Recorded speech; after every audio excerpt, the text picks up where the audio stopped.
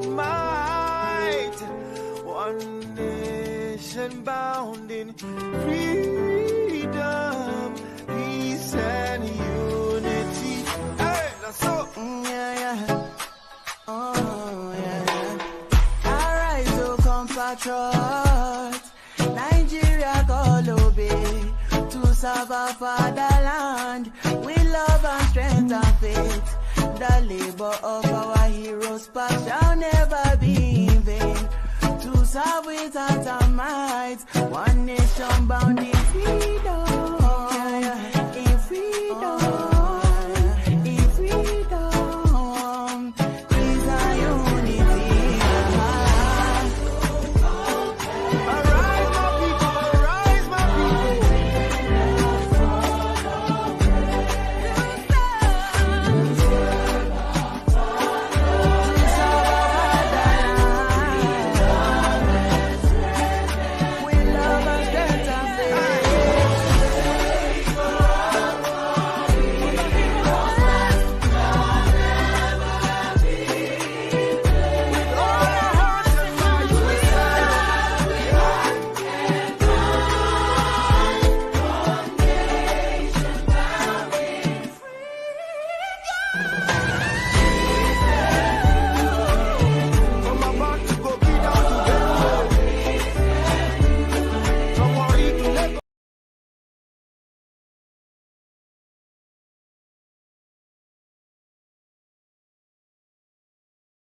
Thank you so much for watching. Thank you. Have you subscribed? Yes, you. Have you subscribed? You. Yeah, before you go, click. It's free. Click.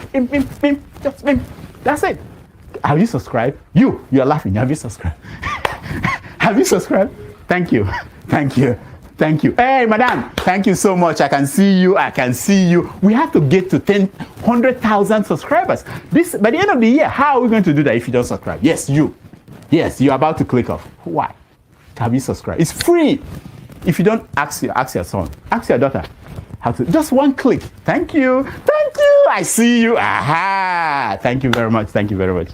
I'll see you tomorrow.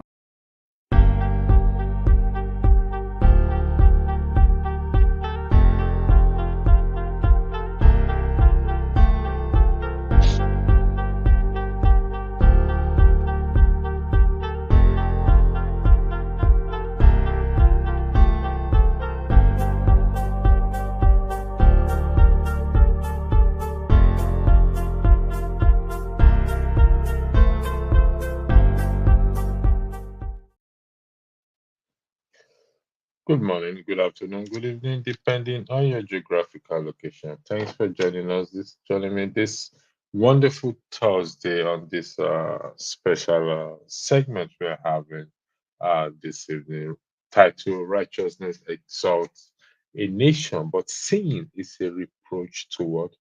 To any people. Righteousness exalts a nation, and sin is a reproach to any people. What I find interesting in this quotation of verse is the last part that says, "To what? To any people, irrespective, regardless." And so we're going to look at it this evening. What does it mean, righteousness exalts a nation? And we're also going to be looking at another question before us, which is, why are other nations prospering more than others? The focus here, as we all know, it's Nigeria, a country that is blessed with natural resources, oil, gold, timber, whatever you can think of, and yet the country is what is in abject poverty. Due to the present economic crisis, even beans that is regarded as poor man's food is no longer what? Is no longer poor man's food anymore again. It's expensive. You can't even use gas to cook beans anymore. Given the fact that gas is what is one of the natural resources that we have in the country. It's expensive. According to the news today, the cost of gas has gone what? Has gone up. Thank you, Mr. Tony, for joining us this evening, for joining me this evening. Your presence here is highly appreciated. I'll use the floor for you to say hello to to our viewers and audience. Thank you very much. Thank you, Electricity. Thank you, viewers. Great pleasure to be here at the platform.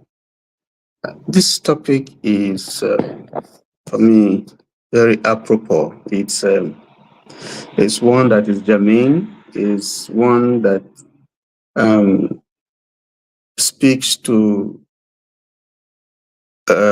wakes up our consciousness to examine um, what is happening in our country today, using this scripture as a benchmark. Righteousness exalted a nation, and sin is a reproach to any people. See the key words there: nation, people. You know, I agree with that statement. What is righteousness? What is our understanding of righteousness in the context in which it is used? Righteousness here is not holiness, no.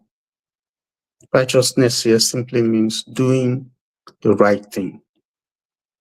So it's saying that if you do the right thing, you prosper. And this is in respect with a nation. Any nation that does the right things will prosper. And any nation that does the wrong things, the people suffer. And I think that if you look at our country today, you want to ask, are we doing the right thing? Okay. Sorry, Mr. Tony. Let me just highlight what you just said just now here. Righteousness typically refers to moral virtue, justice, uprightness. So I just want to highlight it. Thank you. Go ahead. Exactly. That's correct.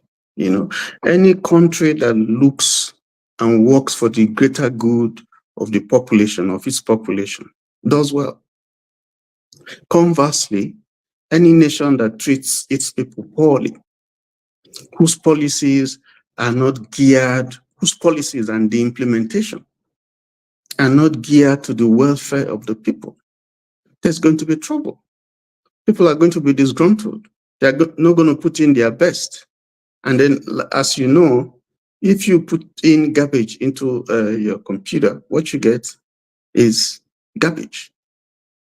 And there are examples that we can see. If we look at our country in the 60s, we didn't have much. We were not paid much.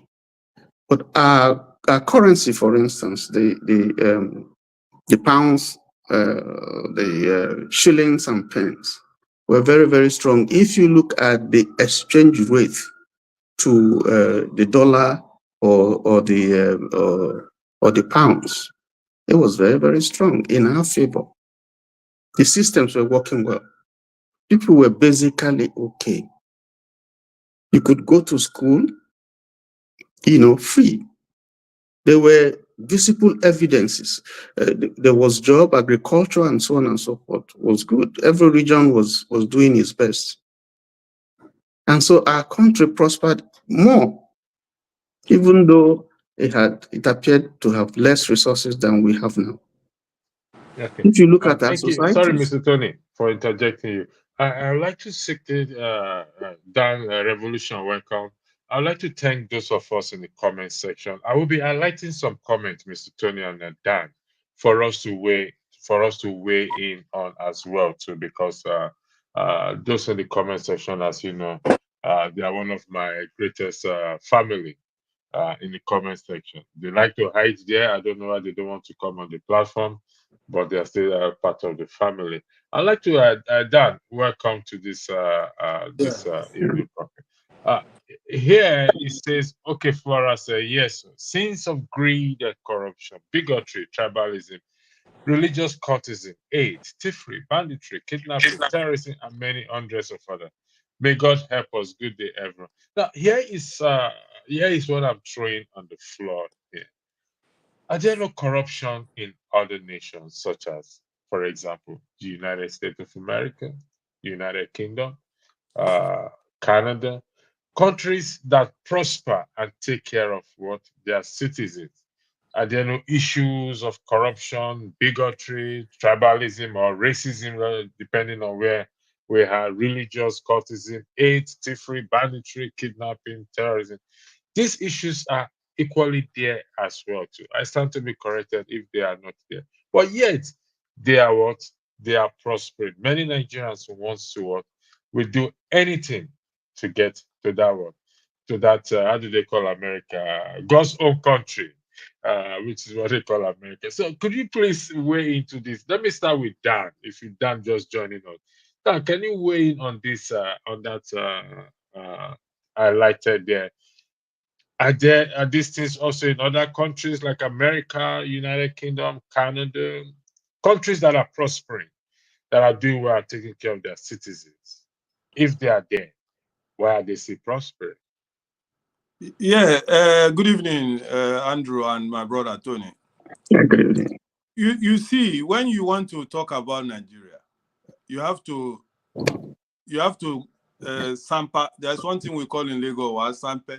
You go come down, and then you talk reality first. That truth, you have to hold that truth if you want to compare. You see, this country you mentioned, Canada, America. We hear, I mean, they kill themselves in America every day.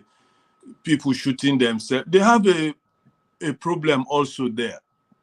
But what the difference is, you look at America now, electricity is 24/7. I've never been there, so I don't know. But I'm sure that they don't have a problem with things like electricity there. There might be in some part of, you know what I mean? But when you want to compare Nigeria and all those people, terrorism, bribery, they might be there. But the percentage of those things, maybe out of 100 people in America now, maybe we see that maybe only one person might be able, might want to nurture all those things you are talking about. Maybe one person. But in Nigeria, even a small child of who can just talk, can play UYO in Nigeria. You understand me? It's in the blood. Leaders. I'm no more supporting P2B anymore. I've backed away from him. But he said something one time. He said, when the leader is not stealing, you understand me? If the people on top are not doing bad thing, the person under will never dare to do bad thing. So when you are comparing, if there are no terrorism, I live in Sweden, Stockholm. When we hear, I mean, yesterday on the radio, a woman was shot dead. And when the investigation started, they found out that she's a mother to one of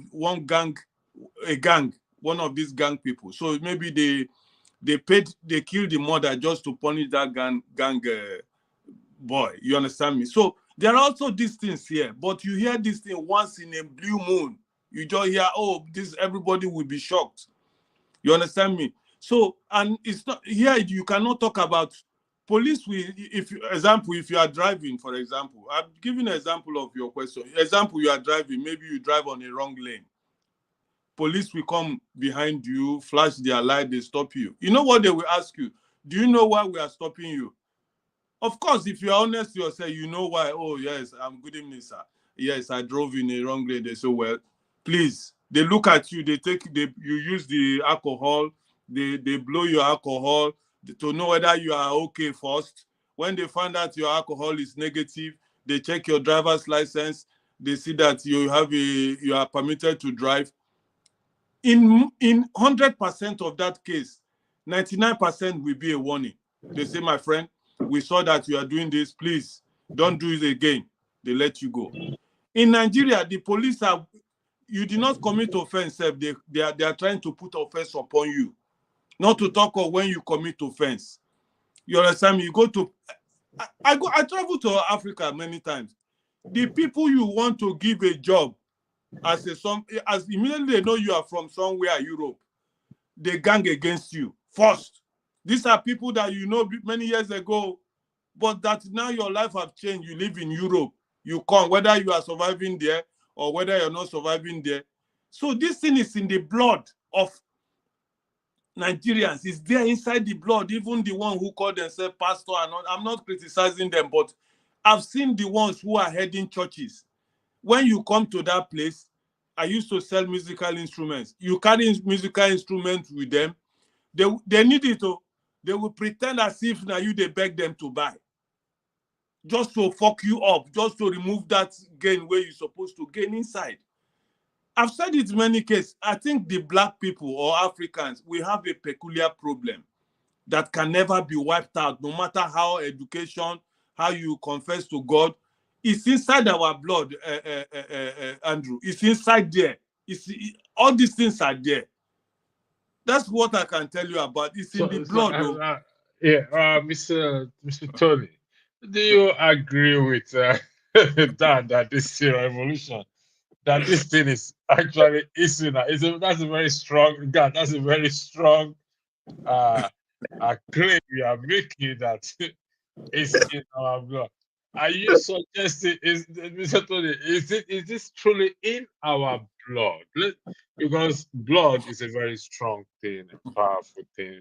Yes, that's a very strong word that Dan used. But please, Tony, before you answer that question, let me just land. Only 30 okay, seconds. go ahead. Those of us who are speaking the way we are speaking today is because we decided to live upright. I decided personally to live upright. If you carry knife put for my neck today, I go tell you, so boy, maybe now my time of death. But for me to do wayo for somebody, my brother, I don't remove him from my life many years ago. And that is why I'm still alive and living today. Thank you. So it couldn't be blood then. Yes, that is what I wanted to point that out, because Dan is living in Sweden, and I'm sure that he's well behaved. He respects the law. He does his job, and he does not violate any law. So if it's in his blood, then wherever he is, he will just be deviant. But you see, this is what Obama said. I just want to quote one of the quotations of Barack Obama. He says, "Real strength is telling the truth, even when it is inconvenient to do so." Real strength is telling the truth, even when it is inconvenient to do so. You see, we must tell ourselves the truth. Years back, in our villages, in our communities, if somebody steals something, it's a taboo. They will get the person, they will put whatever he stole on his head, and people will surround him, and they will take him around the village, shaming him, because it is a culture that the society does not tolerate.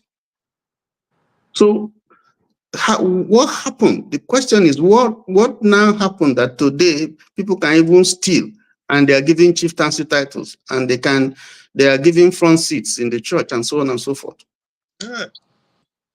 You know, so we see impunity, we see all kinds of things. It looks like the values and the moral ethos of society has broken down, and we celebrate it. Someone does 419 and he buys cars, they build big house, they give him chieftaincy title. He's the big dude. But what this scripture is saying is that what exalts a nation is righteousness, doing the right thing, uprightness, moral rectitude. Once a nation begins to do bad, once the people begin to do bad, that nation will crumble. And if you look at all the nations that, if you look at Germany, Nazi Germany, during Adolf Hitler, he ran a very wicked, very, it crumbled. You look at apartheid South Africa. You look at Belgian Congo during King Leopold II. You can look at, and then you look at Sweden, where Dan is. Sweden has one of the highest per capita income, GDP per capita in the world.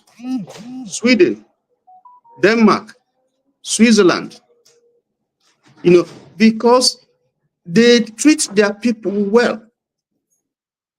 They treat their people well. So you see that when people are treated well, they can contribute positively to the development of their nation. When you treat your people well, you are not likely to have an upsurge of revolution, of riots, of people who are disgruntled, or people who are trying to pull down the system. Once people are satisfied, they have the basic needs that they have, the prosperity will follow. But when you run a country with injustice, with discrimination, playing up all primordial sentiments like ethnicity, religion, and so on and so forth, that country would not go far. It will not prosper. And that's part of the problem that we have in Nigeria today. Because there is injustice everywhere.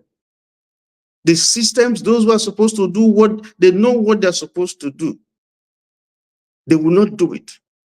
There are places today in the world, if you drop money on the ground, you come back, you will see it there, nobody will pick it. Nobody will pick it because there's no need, they're content. But drop money, in fact, you don't even need to drop money. Enter Molwell, enter Danfo in Nigeria, and put your wallet at the back of your pants. You are not sure you will see the thing. In fact, it's not even, they now will lay you safe on the road and stop you and say, bring out your ATM. And then they have POS and they will take your money. You go and report to the police, you won't get justice. You go to court unless you have money. And that has become the norm. And it's wrong. So once that a nation is built on that path, a nation that goes on that path, it's going to be difficult.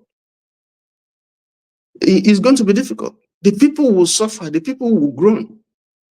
And so when we do these things that we do and we think we are smart, we are destroying our nation. Sometimes when you do right, you suffer for the cause of righteousness.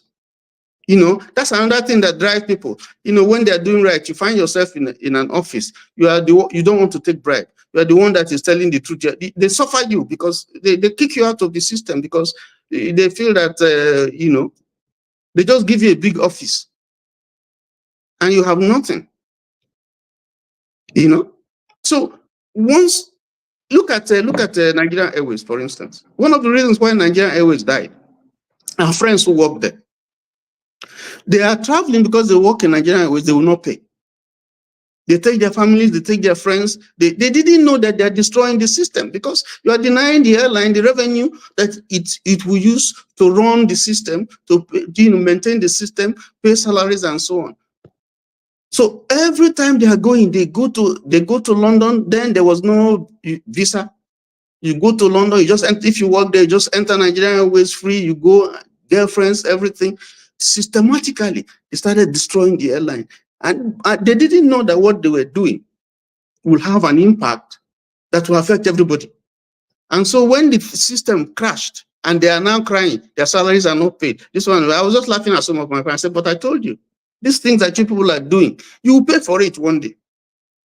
So what you're saying in a nutshell that we all know, but just for the purpose of this discussion, is consequences for our actions is waiting for us ahead of us as individuals and as a nation. Now, here it is now. When there is lack of law and order and accountability at the top, it trickles down to the citizen. Now, with this, we know that at the very top, there is no accountability. The law and order is in non-existence, and we don't know when we will have these righteous people in position that will be in position of authority or at the very top. Until such time, are we saying there is no hope for the country, for our country called Nigeria? I'll go with you first, Mr. Tony. Well, there are righteous people. We see how. Mr. Tony. Let's look at. Just listen, read what is on there. When there is lack of law and order and accountability, at the At top. the top. At the top. It trickles down It to the trickles citizens. down to the citizens.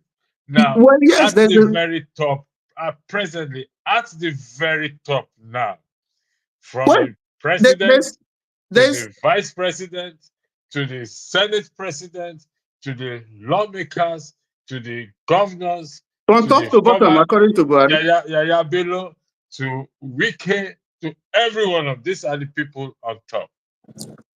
They don't want to be accountable. So Yeah. my You see, question is, until such time that we have righteous people in position of authority on the top, does that mean there is no hope, no sight of relief for the citizens, those that want, those are below? well, what there's a saying that when the mother cow is chewing, his young ones will be looking at his mouth because that's how they learn how to chew.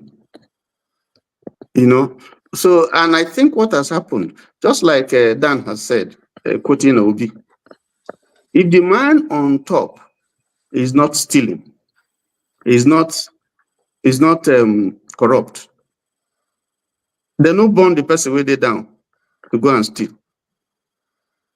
You know, so because you wouldn't have any moral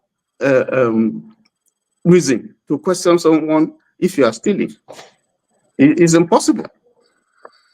But if you have a leader who is disciplined, a leader who is focused, he would once that kind of a thing happens, he will discipline whoever who is responsible. In fact, the fact that he is not stealing would rub off all those who are under him. You know, he becomes a model for others to see. And then he can, if he's a leader and is able to enforce the laws, because enforcement mechanism is also important. We have laws, but the enforcement mechanisms are weak. The structures are weak. Okay, so they are not independent. They are manipulated. Some of them have been captured, so that the decisions they take are not what they are supposed to be, but what someone else who is powerful, who controls them, who manipulates them, tells them to do. I mean, we can see it in our nation. We can see it in our judiciary. We can see it in the legislature. That sometimes things are done because they want to please somebody, you know, and if you don't do it, you're kicked out. So those are some of the handicaps that we have within the system, you know. And then sometimes people who want to speak the truth, when they speak the truth, they become villains. You know, they become the ones that are badly treated. And now that we have the media, so those powerful people who own the media, who have the media, once they put out something against you, it goes around, and eventually you become the villain, even though you are the one that did the right thing.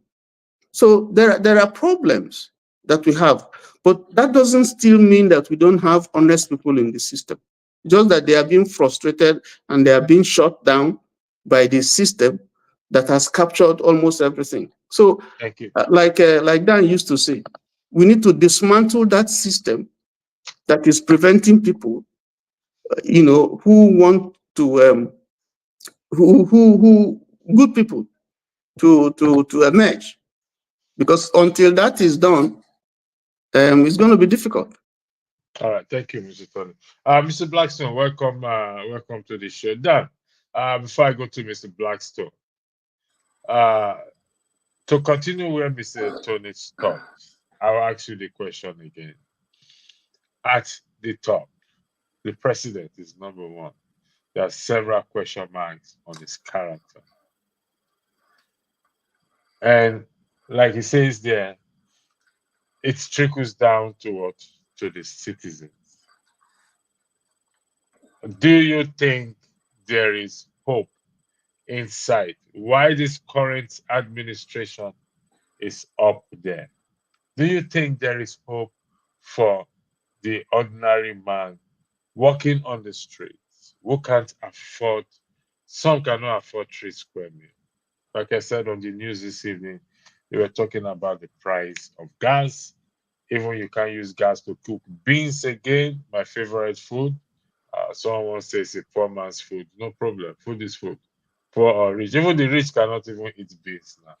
So, so is there any hope in sight, please? Because listen, let me say that I'm not talking too much. This is a serious matter.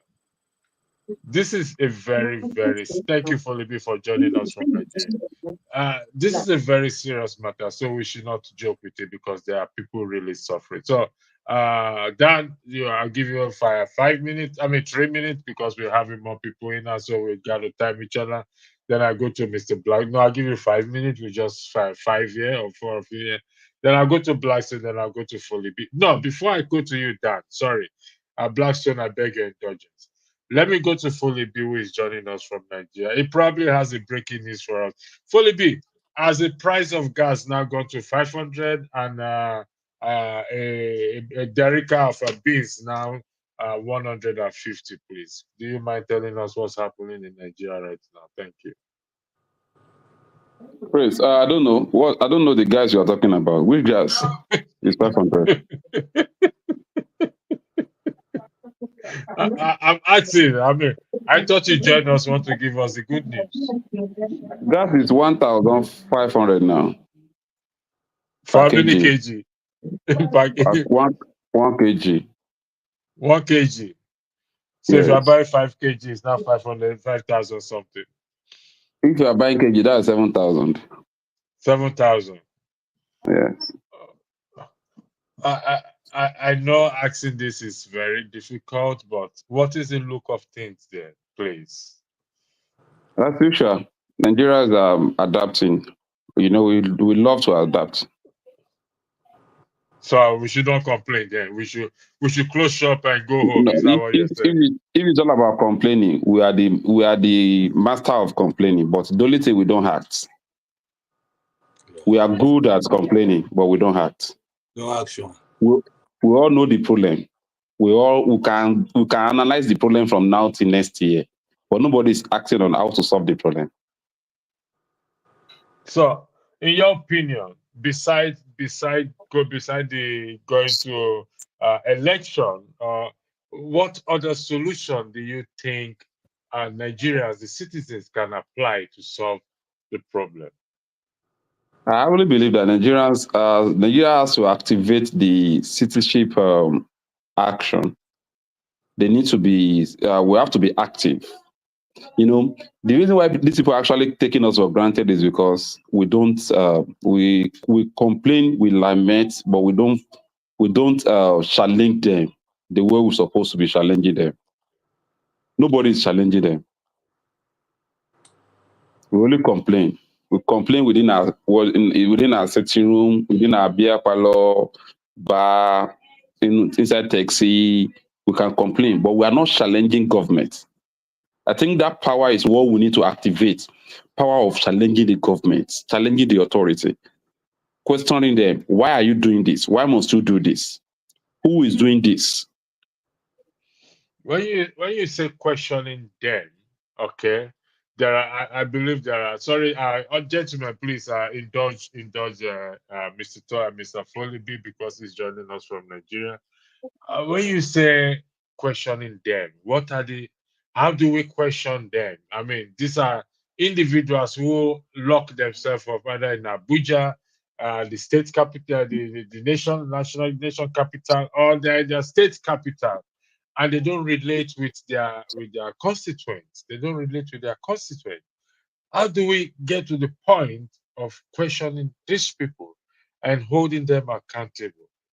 One suggestion somebody once said to me, which I think is brutal, is to trace them to their houses and invade their houses or probably drag them down. But that, to me, that is brutal. So the floor is back to you, Philip.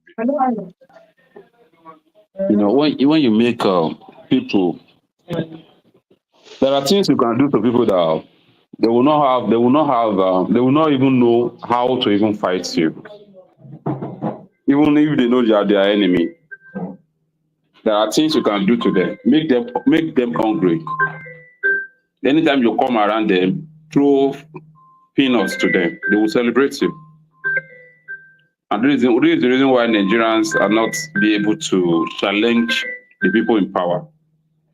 This is the reason why, as it is now, if election come today, APC will still win.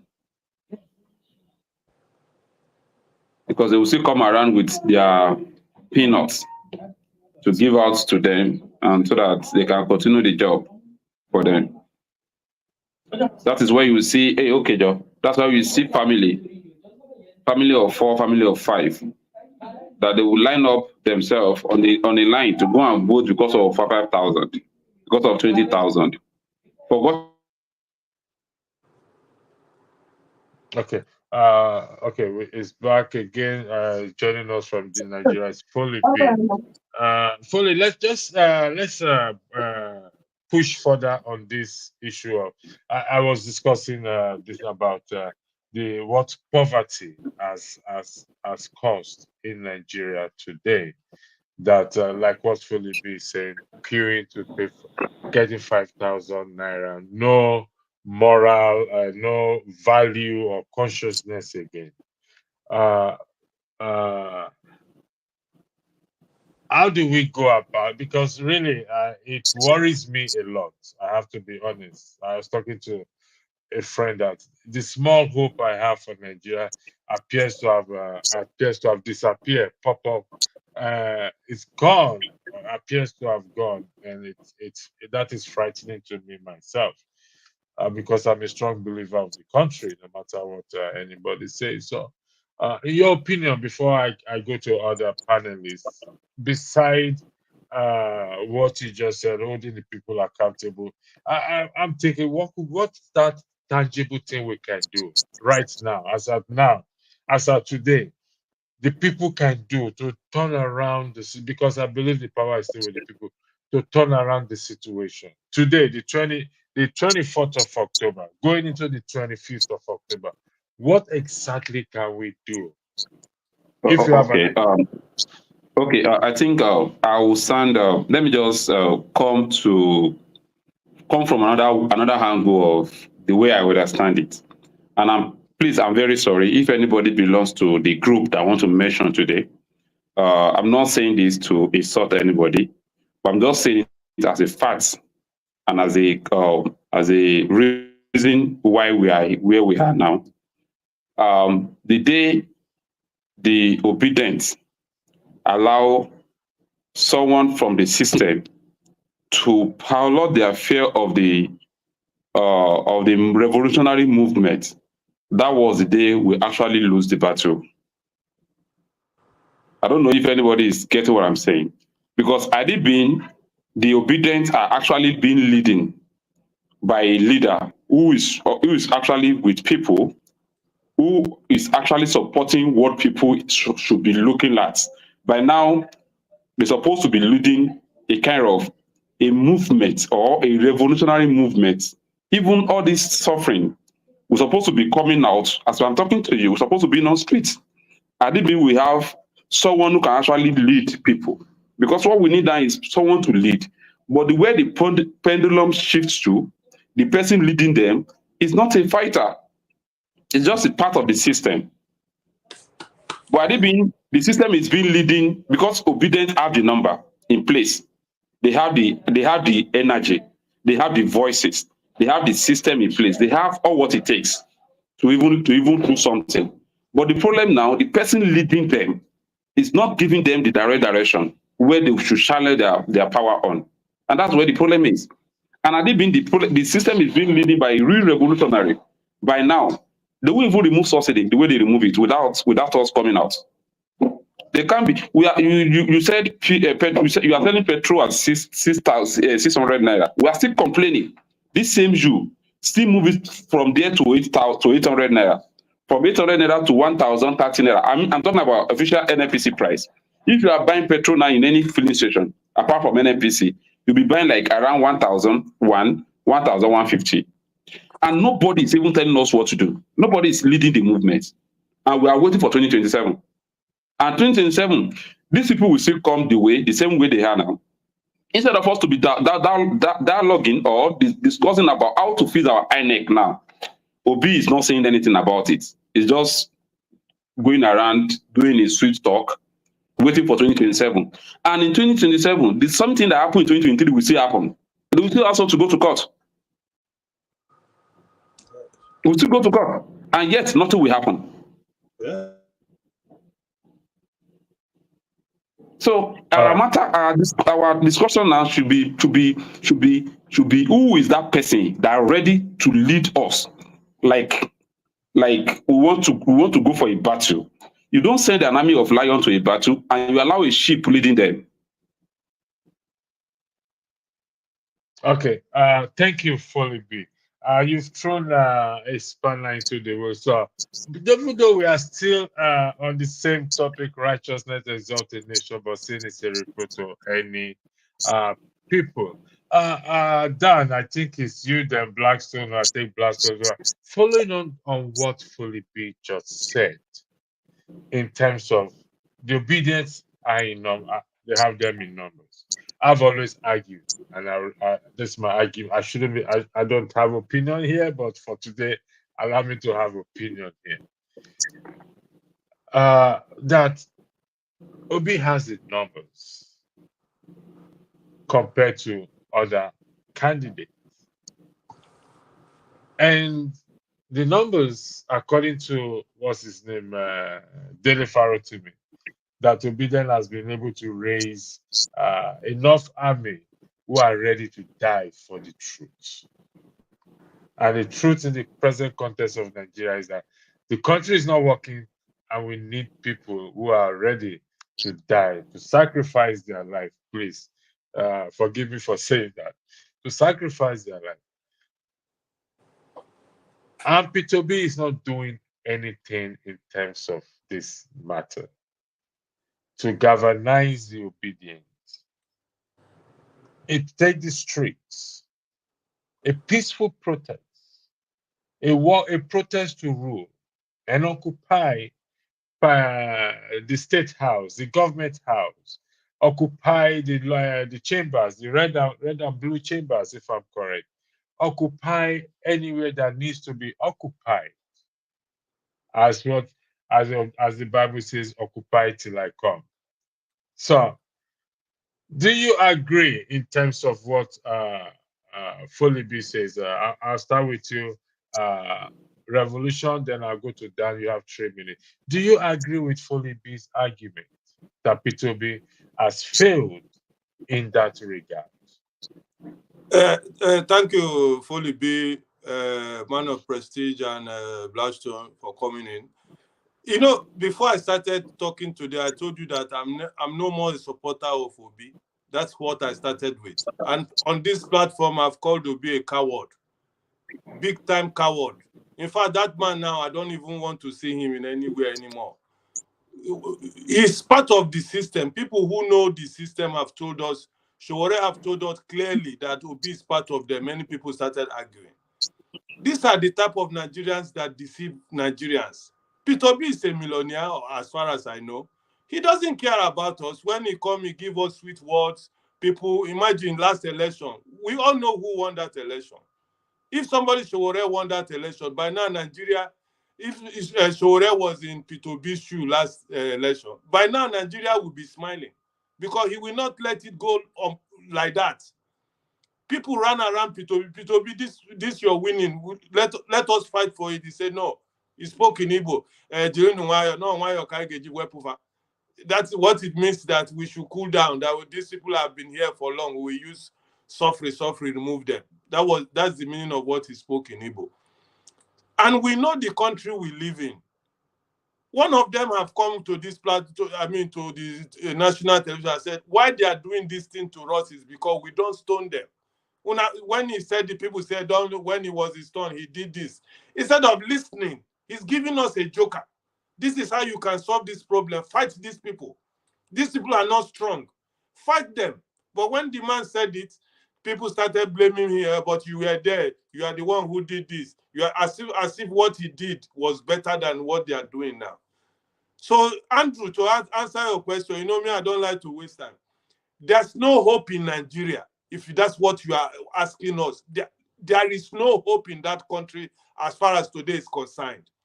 The hope will only come, like this, my brother in from Nigeria said, when we have a leader who is a revolutionarist, who is ready to tell Nigerians, come on, there's no hope, oh, we have to fight. And I've given you people so many ways. Man of President asked me the last time we met, what is the revolution you are talking about, in which form? I told him, Nigerians, fella told us, you know, one day, Papa Day house, we think they tell us, say they smoke Igbo, if he smoke Igbo, you know, they know what they thought. That house was how Nigerians quenched that man. That man should be given a Nobel Prize in Nigeria today. So we have given you people option. If you people know one die, una no one do this, sit at home. There must be a revolt of somehow. If there's no revolution of somehow, sitting at home is not destroying anything. Okay, we tell your guy, okay, we don't tire. Make una the rule. We know one again. But Nigerians don't want to do anything. So for me, oh, that your question is very clear. There's no hope in that country as far as of today is concerned. Thank you. Thank you very much. I'll come to Blackstone. Blackstone, going by Foley B argument and revolutions, do you think Showore should have joined hands with Peter Obi or the Obedient, given that he's a revolutionist or a revolutionarist during the 2020, the outcome after the outcome of the 2023 election and the outcome of the court case? Do you think Showore should have joined? Going by what is on the screen, there all hands needs to be on deck to move Mandela. Do you think Showore should have joined hands with Peter Obi and lead a protest? Because this is about the nation, patriotism. Do you think so? Please.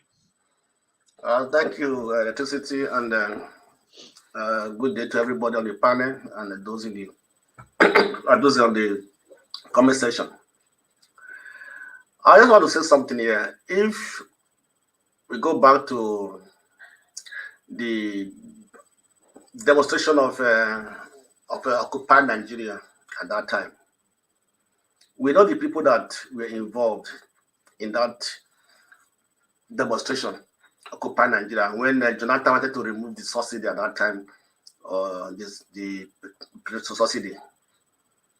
So they all came together and agreed, and they went to the street, right? So the issue today is that there's no more that unity. Everybody is fighting for individual recognition. I believe that if Showore and other political leaders can come out and stand firm and demonstrate and do what they did in that time of Jonathan, Nigeria will stand still. But today, if anybody comes out and say, okay, let's lead the demonstration, even the so-called leaders who were involved at that time will be the one to say, why are you going out? Wanted to kill you, to do this, to do this. So I don't know how the people have systematically disorganized the people and create that division that everybody wants to be like a one-man army, you know. So if you want to demonstrate, do it on your own. If you have people that support you, go ahead. To be frank, I think Showore would have joined forces with Obi and other political leaders, party leaders at that time, for them to come out and say, this is not right for our nation, right? So because you cannot fight for yourself alone. You cannot be a one-man army to fight a cabal. So I think at that time, if the other political parties candidate came out and saying this is totally wrong, this is not good for our democracy, this is not good for our nation, this is destroying our young democracy, and they come out and stand and voice their support or their disagreement to that election result announced by INEC, I think Nigerians would have gone along with them. But everybody was like fighting for his own interest, actually. That's the way I say it. So I think that it will be better. In fact, even now, if they can come out and stand firm in unity to say this is what we want, what is going on is wrong, it's not helping the nation, it's not helping Nigeria image, is the people are suffering. I think that it will have a more effect on the government and make them to sit up. But if everybody says, mention this name, and create that element of division within the people, between these leaders, they cannot come together in one accord to do anything. There's no way we are going to have any significant movement in Nigeria. We're talking about the obedient. Obi might be the leader of obedient, right? But it might not be the martial man there. Somebody can take over that position. You understand me? A leader can be somebody who doesn't have that power to command. But it may have a deputy or somebody else say, this is what you want to do. Right? So there's hierarchy in everything. There are people that are gentle, there are people that are hard. Right? If Ochure can say, okay, I want to join Obi and lead the obedient movement, he can do that. And then we follow him. So we can't say here I'm going to blame different people. We have a right to come together in one accord, in an agreement for the sake of the nation, for the sake of the people who are suffering. So if Obi cannot lead it, somebody can say, okay, Obi, let's join together, let's do this thing. Bring the obedient movement, talk to them, let them join me, let's march. There's nothing wrong with that. Thank you very much, Mr. Blackstone. Man of Prestige, welcome. Mr. Tony K, I'm going to take you last because there's a comment I need to highlight for you too. But I think you have to, so I'm going to come to you last. Man of Prestige, it's about the nation, not about you and I, okay? So we're not supposed to be selfish. That is the argument on the floor here now. So in your own opinion, do you think Peter Obi and the other political candidates should team up together and lead this protest of survival, putting all differences aside, selfishness, egocentric, or whatever it is? As I'm going to mention the date again, 24th of October, going into 25th of October. Do you think these leaders should come together and lead a national protest in hope that it will push the government to start to do something? Because the way the country is, Dan said there's no hope. Some people said Nigeria is beyond redemption. Some said Nigeria has been sold. It's in the bidding process. So they put it up for bidding. But some of us want it to be safe. So what's your take there? Please. Thank you. Yeah, thank you very much. Greeting to everybody. Afternoon, evening. It's a very good question. I mean, this particular question has been asked to Showore many times. And he said, he never want to align with Obi. I'm a proponent of Obi, but having said that,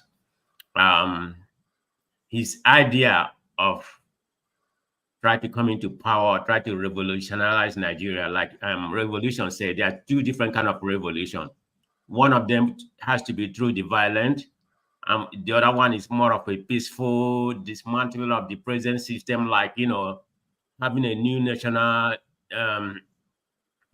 maybe have just dismantle the present government we have, and just everything completely, just forming a different kind of national policy, that will help the country, from anything necessary. But having said that, this is where we are right now. I can't really say that Nigeria is irredeemable. I mean, there may be, but the trajectory is not heading in the right way. It's gonna take a lot for that country to revolutionize to what we want. Whatever we call a good government. I mean, I don't foresee that, but I don't mean to be pessimistic. I'm trying to be optimistic in certain way, but we're not heading to the right direction.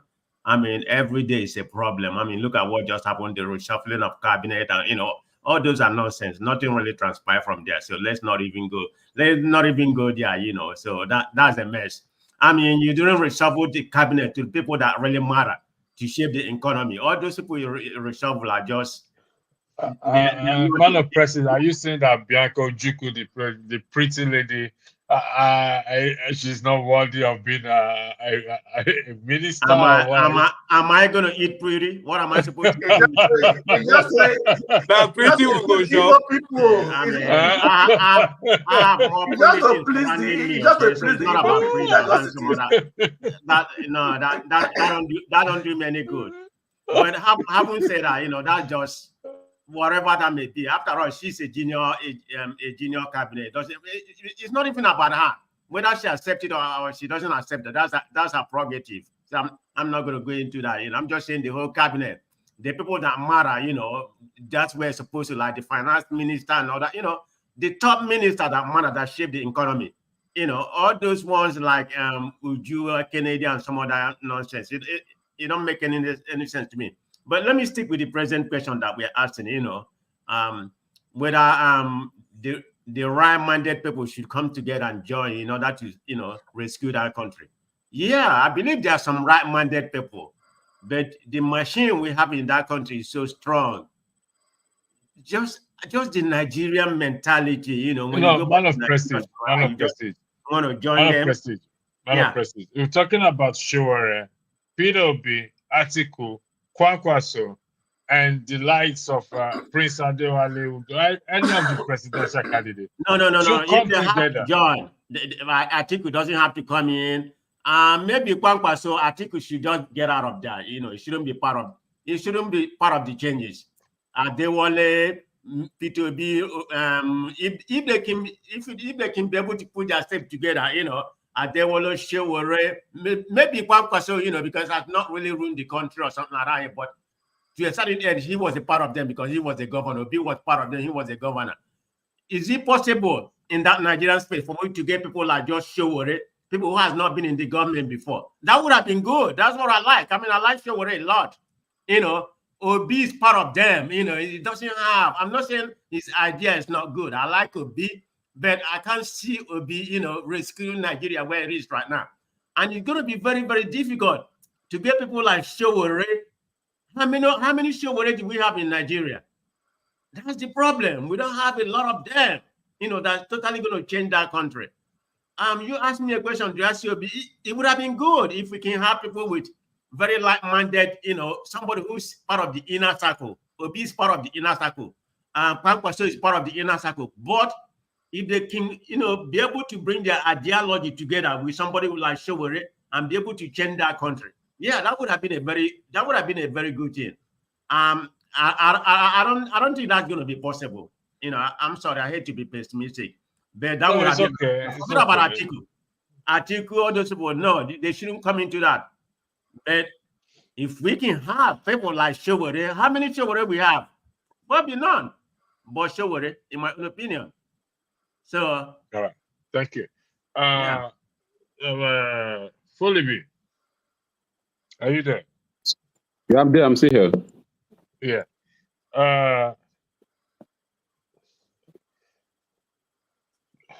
Is it not possible, for the sake of the nation, patriotism, for the sake of the nation, for Showore to bring down his dislike, to bring down his, pardon me for this, his ego, and work with Peter Obi, him being a revolutionist,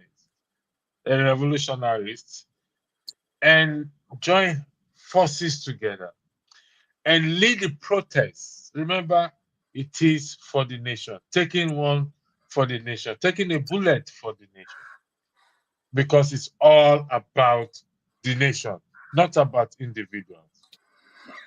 Do you think it would? Don't you think it would be nice for him to do that? Oh, all right. Thank you very much, my boss.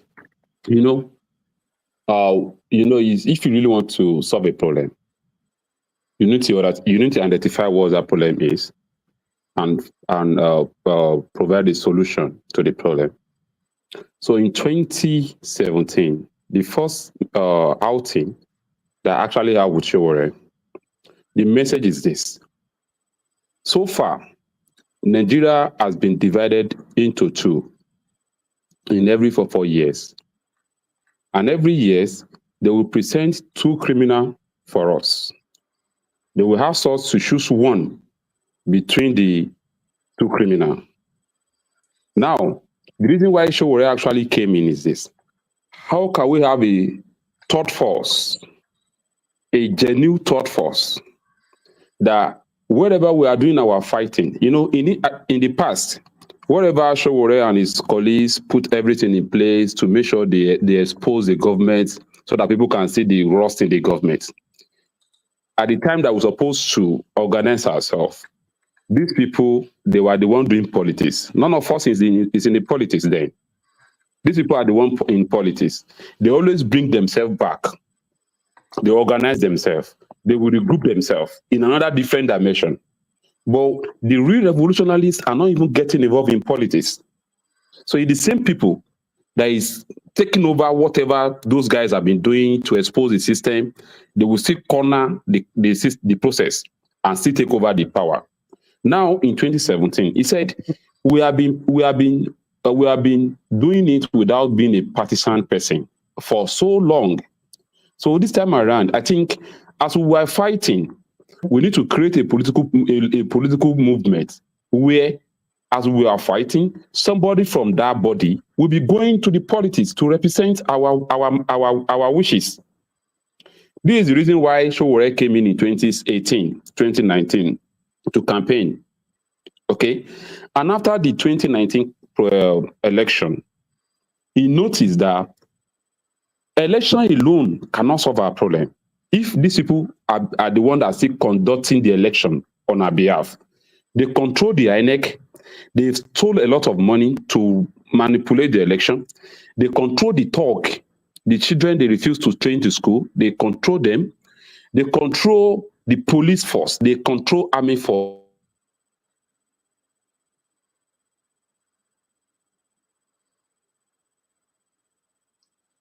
I think we lost fully beat there. Can you hear me? Okay. Yeah, we can hear you now. Yeah, Welcome back. it's in their care. Now, and in 2017, in 2019, after the election, we come to a conclusion. Without us organizing a kind of a movement to push these people back a bit, we go nowhere. That is why we launched, in 2017, we launched Take It Back movement. But after we know that Take It Back movement cannot do it alone, we added a political party, which is AAC. And after AAC, we know that election alone cannot do it. We added revolution. That means we know where we are coming from. We know what we are doing. So that movement gave back to a revolutionary movement in Nigeria. In the history of Nigeria, we have answers. And that is those are the systems that actually happened, events that happened before we have answers. But after the answers, we have a conscious, we have our people's conscious mind to be able to see the rotting in the system, to be able to see that we don't have system in place. Now people are now waiting for 2023. But the problem we have is that we are going, and all these people, they're already afraid because they didn't know who is that person that will lead that revolutionary movement to 2023 election. They were afraid. There are a lot of information around that is flying around that if they allow a radical person to lead Nigerian youth to 2023, they will not be safe. None of them will even ready to wait for that last day of the election. They will have run away. But the day Obi take over that movement from us, these people relax because they know if Obi win, they still win. And they know if Obi did not win, they still know how to communicate with Obi. And I can bet you to anybody, Obi cannot even deny it, that before they announced the election, that Baba Tinubu will not call him and tell him that Obi, I don't win you, go and wait for your own time. They will make it a paddy things. So it's me and you that were a victim here. And it's us that need to organize ourselves. So let me talk to where my brother stop it, that somebody like Adewale, Showore should come together. Fine. That's what we are looking for. But the problem is this. Okay, let me start from this area, because people used to mock us that we have 14,000 votes, 14,000 votes in the last election. But how will you think it's glanced my heart seeing 14,000 people still be the one leading the revolutionary movement in the country, where 6 million people were sitting behind?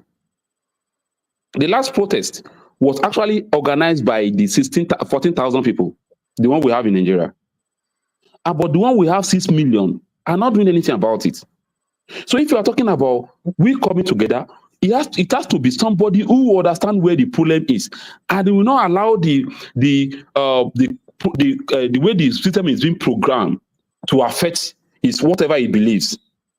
I believe that only me can go to polling unit to go and cast my vote for person I think is worthy of my vote, without mind whether it's going to win or not. I don't care. But some people believe they want to follow the trend, who is popular, who is trending, and these people are not ready to do whatever we need to do. And that's why I appreciate that our 14,000 votes, and we're on it. But today, I believe it. People are now joining us in mass. Before 2027, if God spare our life, we will see what will happen. And I believe the game will not be the game. It will not be as usual. Thank you very much. We are going there. Mr. Tony, Can I ask Foley something? Yes, sir. Go ahead.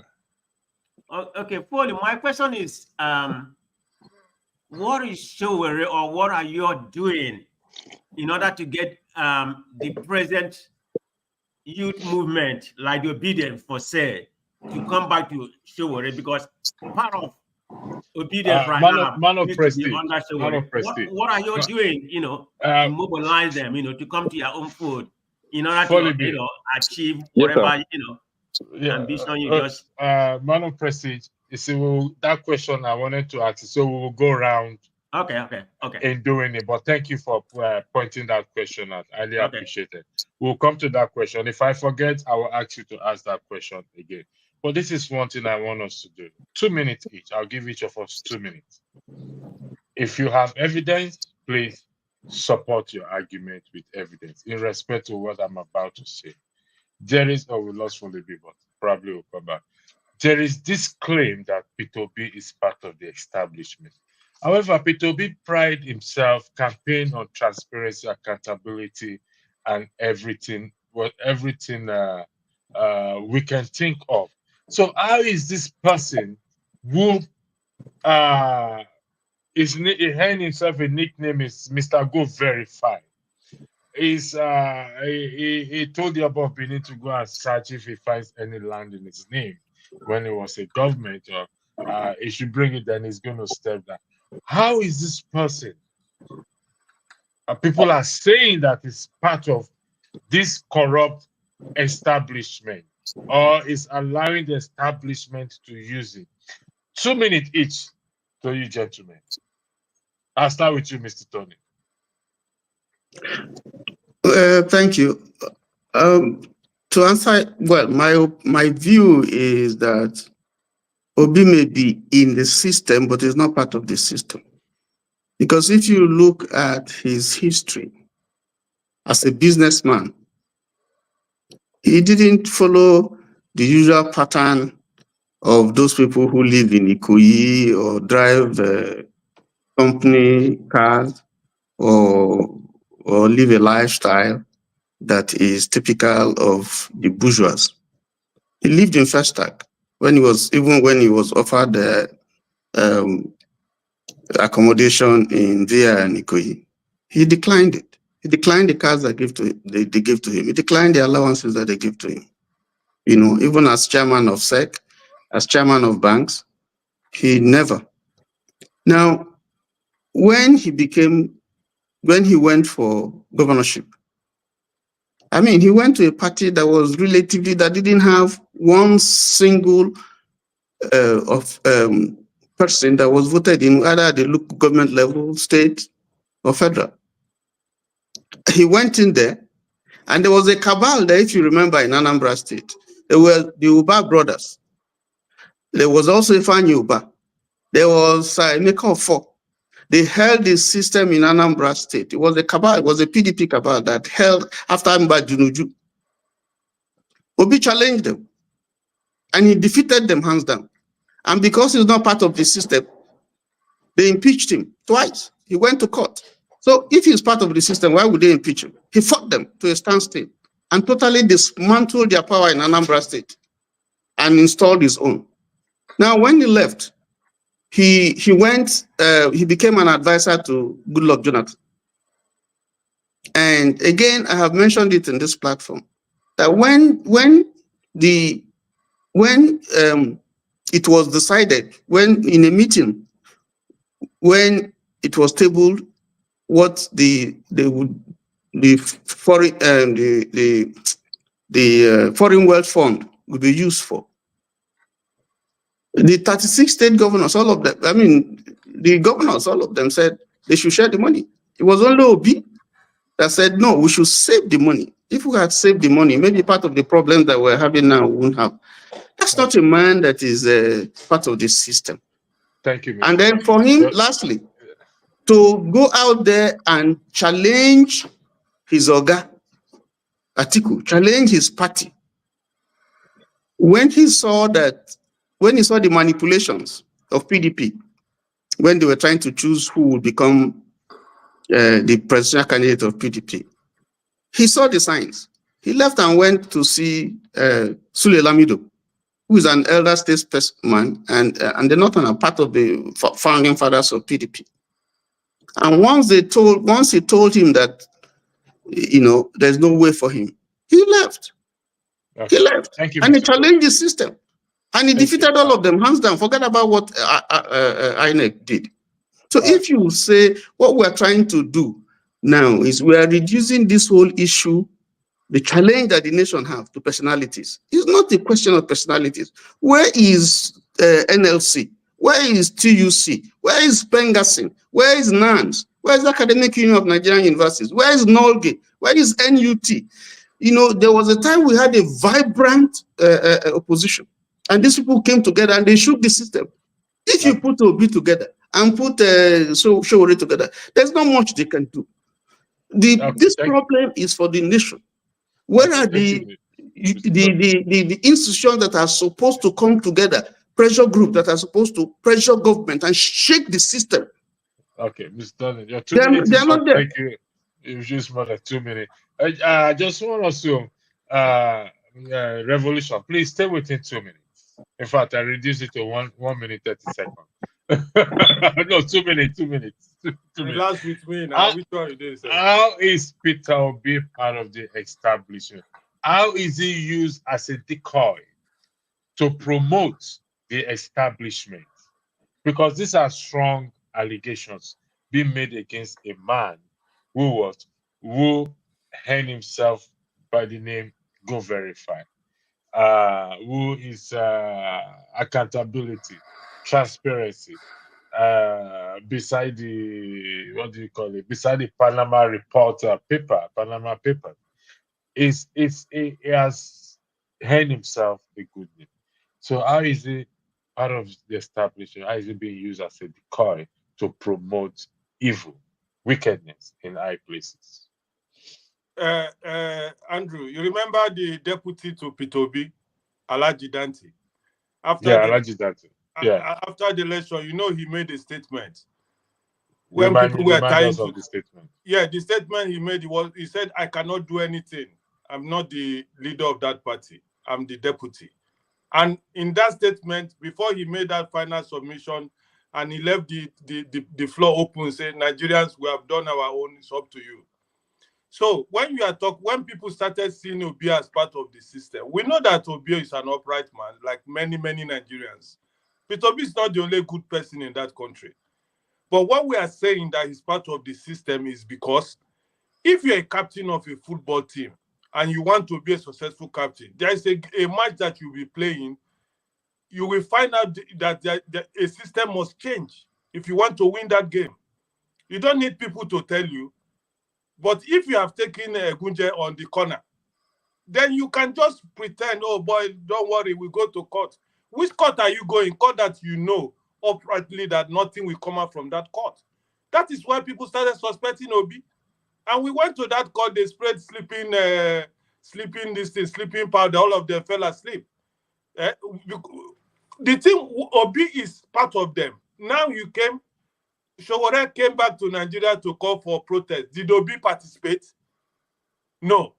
Instead, he's going around making a connection with the people that we know are part of the Nigerian system. Kwakwaso, Atiku, all of them. You see pictures every day dealing with those people who have destroyed Nigeria in the past that we all know. People are saying, excuse me, people are saying that Showore should join P2B. P2B should join Showore because Showore is saying revolution. Why should Showore join them? They should join Showore because they know that Showore is the only person who has the solution to Nigeria of today. They should come and join us. Not we going to join the bad system. So you people should stop saying that Showore should go and join P2B. P2B should join Showore. That Dele, that brother who is a candidate of, he was here a few times in this program. He likes to explain so much and talk very well. They should join Showore because Showore is calling for revolution. Which P2B is calling for peaceful. We should go to court. No. What Nigerians are saying in all corners today, like that my brother was saying in the taxi, in the beer parlor, everybody is saying it's revolution, revolution in their rooms, in their house, because things are hard. So they should follow Showore. That's it. If P2B want to clean his name that is not part of the system, he should join Showore to fight this fight we are fighting. When they come for protest, he should come out and join us. Then we know his hand is clean. Thank you. All right. Thank you very much. Welcome, Jefferson. I don't know.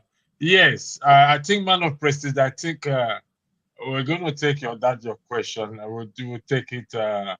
We'll start from Blackstone. We'll go to you, and we go to Foley B, and we go to Jefferson, then Tony K. Revolution has already started. Now, truth is, we're saying Showore should join the camp of Peter Obi. But the question is, why can't Peter Obi also, being a man that is claimed to be humble, humility, unlike people like us, why can't he not call Showore and say, you know what, for the sake of the country, let's make this thing work? Blackstone, the floor is yours. The man of prestige, then following There's a saying in my language that said, you don't see the move from one, you don't see the move from one angle, right? So you can see the move from different angles. So I think Showore have his own angle of solution to Nigerian problem. Peter Obi have his own angle of solution to Nigerian problem. Not everybody believes in revolution. And revolution is not the only way to solve a problem. There are different types of revolution. You have said it before. You understand me? So one thing I don't like that, just like the Bible says, that you are not of this world, but you are in this world, but you are not of this world. Peter Obi being, people say it's a part of the system. Everybody's a part of the system. Even Showore is a part of the system. But his approach is different. It's taking a different approach.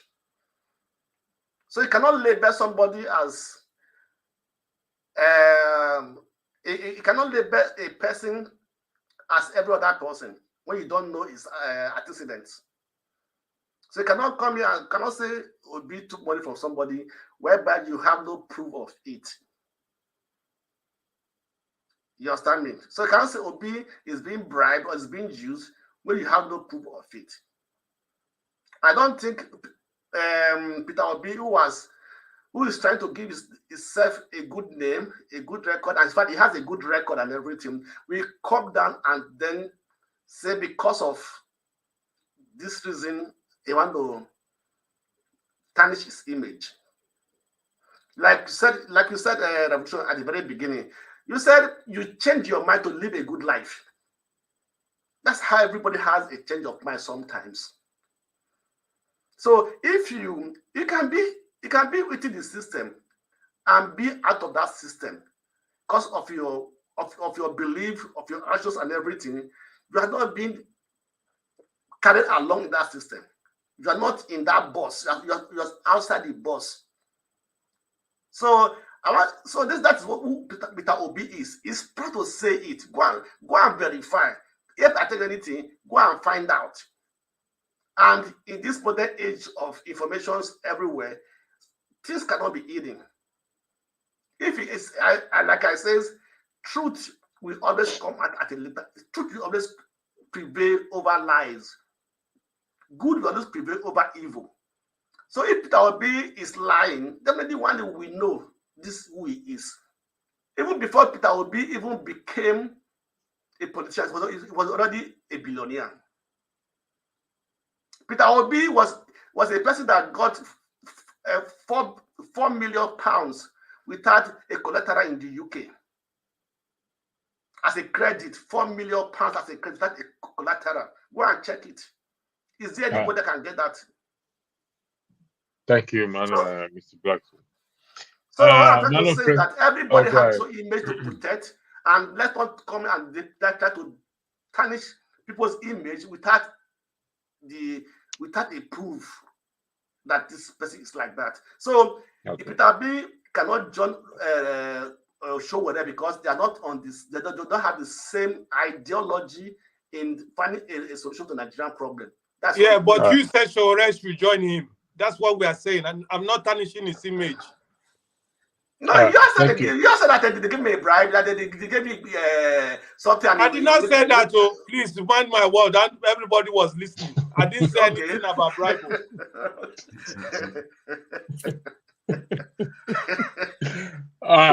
Thank you for clarifying.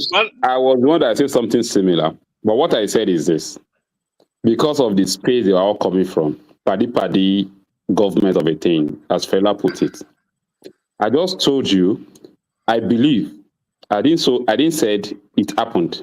But before they announced Tinubu may likely call Obi and tell him, Obi, I don't win you. You have to go and wait for your time. And they will laugh over it. That's the area I'm speaking from. That all of them were friends until we get somebody who is totally against whatever their plan is. That is when we will get it right. That's what I mean. Thank you, Felipe. Thanks for clarifying that you are not you are the one that said that made that comment and not revolution. Man of Prestige, you asked the question, so you have to attempt to answer the question yourself, if you don't mind. Okay. I'm gonna let me make my narrative. Then that's gonna be my last question. All right. Then I need to comment you have 3 minutes. I give you. Yeah, I'm going to comment about this Obi narrative, joining Showore joining. We should stop it.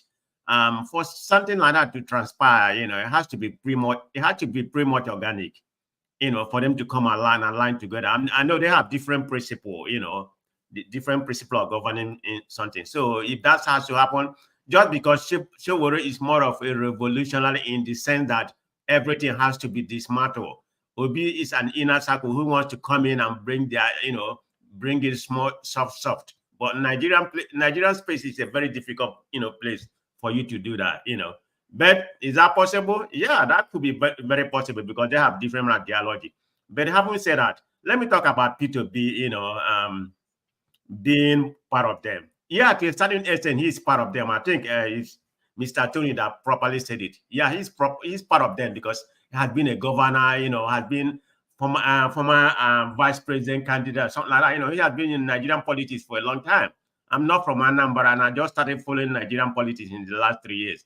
But having said that, if I have to point somebody that is very transparent, I would say it should be, because it cannot just be by coincidence. when you have people like APC, they would have been able to fish out if Obi has done anything wrong. Believe me, they have tried to tarnish his image. And I can't, there's no way you're going to have about 100% of people that I have come across that haven't said anything good about Obi governorship, when he was a governor, that the guy was an excellent governor. So it can't just be coincident. Everybody from Anambra, I mean, we know that, particularly the South Eastern, they don't sugarcoat things. If Obi has misbehaved or something like that, forget about this politics, Pandora paper or whatever. Speaking about Pandora paper, even at all, he put his money there. Rami in America put his money there. It's a way for you to, show your finance. There's nothing illegal. I mean, some people has caused something. I think one British girl or whatever, you have to do something illegal for them to, for them to hold you an offense. Whatever Obi did there, there's nothing illegal about it. Believe me, if it is illegal, this present government would have come out, and implicated him. So, in a nutshell, I think Obi, is a very transparent. From my own opinion, I'm not easy in mind. Nobody can be 100% right. But I think Obi is a very transparent guy. I will say that, because they would have find something, on him by now. So having said that, hold on, I'm not done now. Let me land on what I'm trying to say. What do you mean land? So you've been flying since the man of prestige. No. So having said what I said, don't let me lose my thought now. having said what I said, I think it would have been a very proper thing for Obi, for Obi and Showore to join, but we can't be coming here and say let them join. They have to make that decision by themselves. Whether it's going to work, it's not going to work. I don't know, but that decision should be left to them. But I'm still an Obi supporter, 100%, just because of the person. But with this kind of ideology, with the kind of personality he have, can he be able to save Nigeria? I don't think so. Nigeria is a very complex place. That's the way I see it. Thank you very much. Jefferson, then I'll go to Foley B, then I'll go to Tony K, then I'll go to Revolution. There's going to be the Blackstone. I'm going to highlight a comment here, and I'm going to leave it open for a little bit of a back and forth interjection with respect and consideration. Here we go. No, there is hope. Most people have written Nigeria up. I watched a Parana program today. It said Nigeria is already up for sale and the stock market, stock exchange, stock exchanges. However, the gentleman says who's going to buy Nigerian stock? No. I mean, Nigeria has already been listed. Nigeria, the countries have been listed in the stock exchange. So let's move on. We can turn to God, hard, fast, and pray for righteousness to prevail in Nigeria while we work to denormalize the atrocities we see. Nigerians were known to have prayed over the years. Nobody can say we're short of prayers. Even as we are talking, some people are praying in their corner to God for Nigeria. But is it all about prayer and pray for righteousness? Or there is more to pray? Is there more to fasting that one needs to do? Because given to the amount of churches and amount of religious leaders, we're hearing you now. So Jefferson, I will start with you. I'll start with you. The floor is open for interjection. You can just tell the person you need the person to clarify what they are saying, or you disagree with the person. I want to leave this floor open for this way. So Jefferson, you will go first. So gentlemen, any of you can interject and ask for permission or challenge what that person says. So going forward, the floor is open. Thank you. All right. No, Jefferson, before you go, please, let me give it to Foley B, please. Because I know Foley B, he has network issues and he may disappear. So Foley B, we turn to God. Fine. I would love to ask, is there anybody that I actually hear that believe Obi govern Anambra states? that very well. Is there anybody here? Yes, I believe so. Yes. Okay. All right. Sorry. Can you please give me how many tiers of government we have in Nigeria? No, basically we have three. Is from the Nigerian context, we have three. What they call it? Okay, we have federal, state, and local government, right? Yes. So how will you see a governor, someone that governed a state for 8 years without having a chairmanship election? How will you see that kind of person under a democracy? Well, I don't really know much about that dynamic, but basically, what he was trying to do at the time was to ensure that there was stability in the government in terms of making sure that during his reign he was able to give back to the people by ensuring that there was accountability. That is from the basic. Foley, can I ask you a question? Can I ask you a question, Foley? Yeah, I'm here. Have you been to Anambra State? Yes, sir. You have been to Anambra State? Yes. Were you in Anambra State when Obi was governor? Yes. That was around 2010, 2011. I was actually serving then. Have you been to Opa Iweka in Onitsha? No. I always pass through Onitsha, but not really. Okay, before you even go there, I knew what Anambra State used to be. So my brother, hold on. I knew what Anambra State used to be when I was a student of Futu. My brother.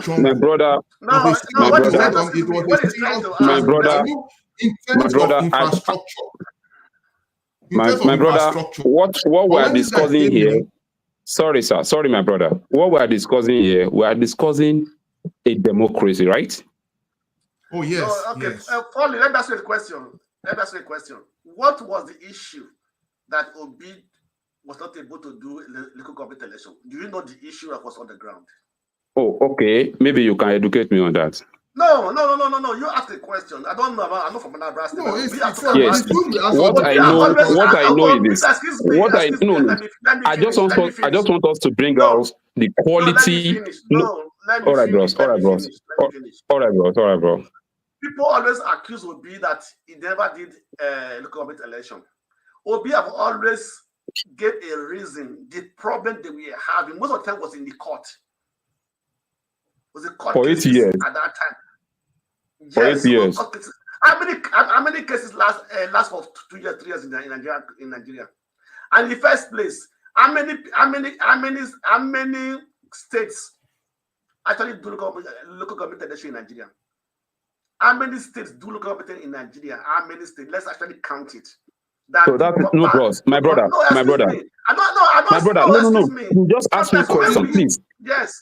Let me finish my question. Because we are this section is actually for interrogation, right?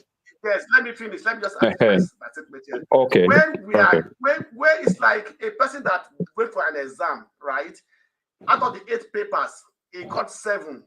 And one was bad in it. You just have to label in. No, I'm asking. Wait. It's you that you don't allow me to ask my question. I'm just picking it one by one, so that we'll be picking the quality of a leader. Okay. I want us to pick that quality of what we should be expecting. Okay, that is one of what I think. Sorry, gentlemen. Mr. Jonaba, you're just joining. This is an open floor where people can interject and but with respect and everything. So I'm moderating less, so it's an open floor just to let you know. Thank you very much. So my brother, thank you for having me, and I want to interject so that this young man will not be driving us crazy here. Will be supporter and so supporter. Okay, thank you. I want to go to the scripture you quote that righteousness exalts a nation. Righteousness does not exalt any nation. It's just for the Bible, and that is for the Christian. And we have other nations on earth that are prospering, that are not use governor as a religion base. So that is a quotation that has kept us where we are. A good leader. Please. I disagree, sir. Can you let Jonaba finish, please? Can you let him finish? Wait, Can Jonathan, you start?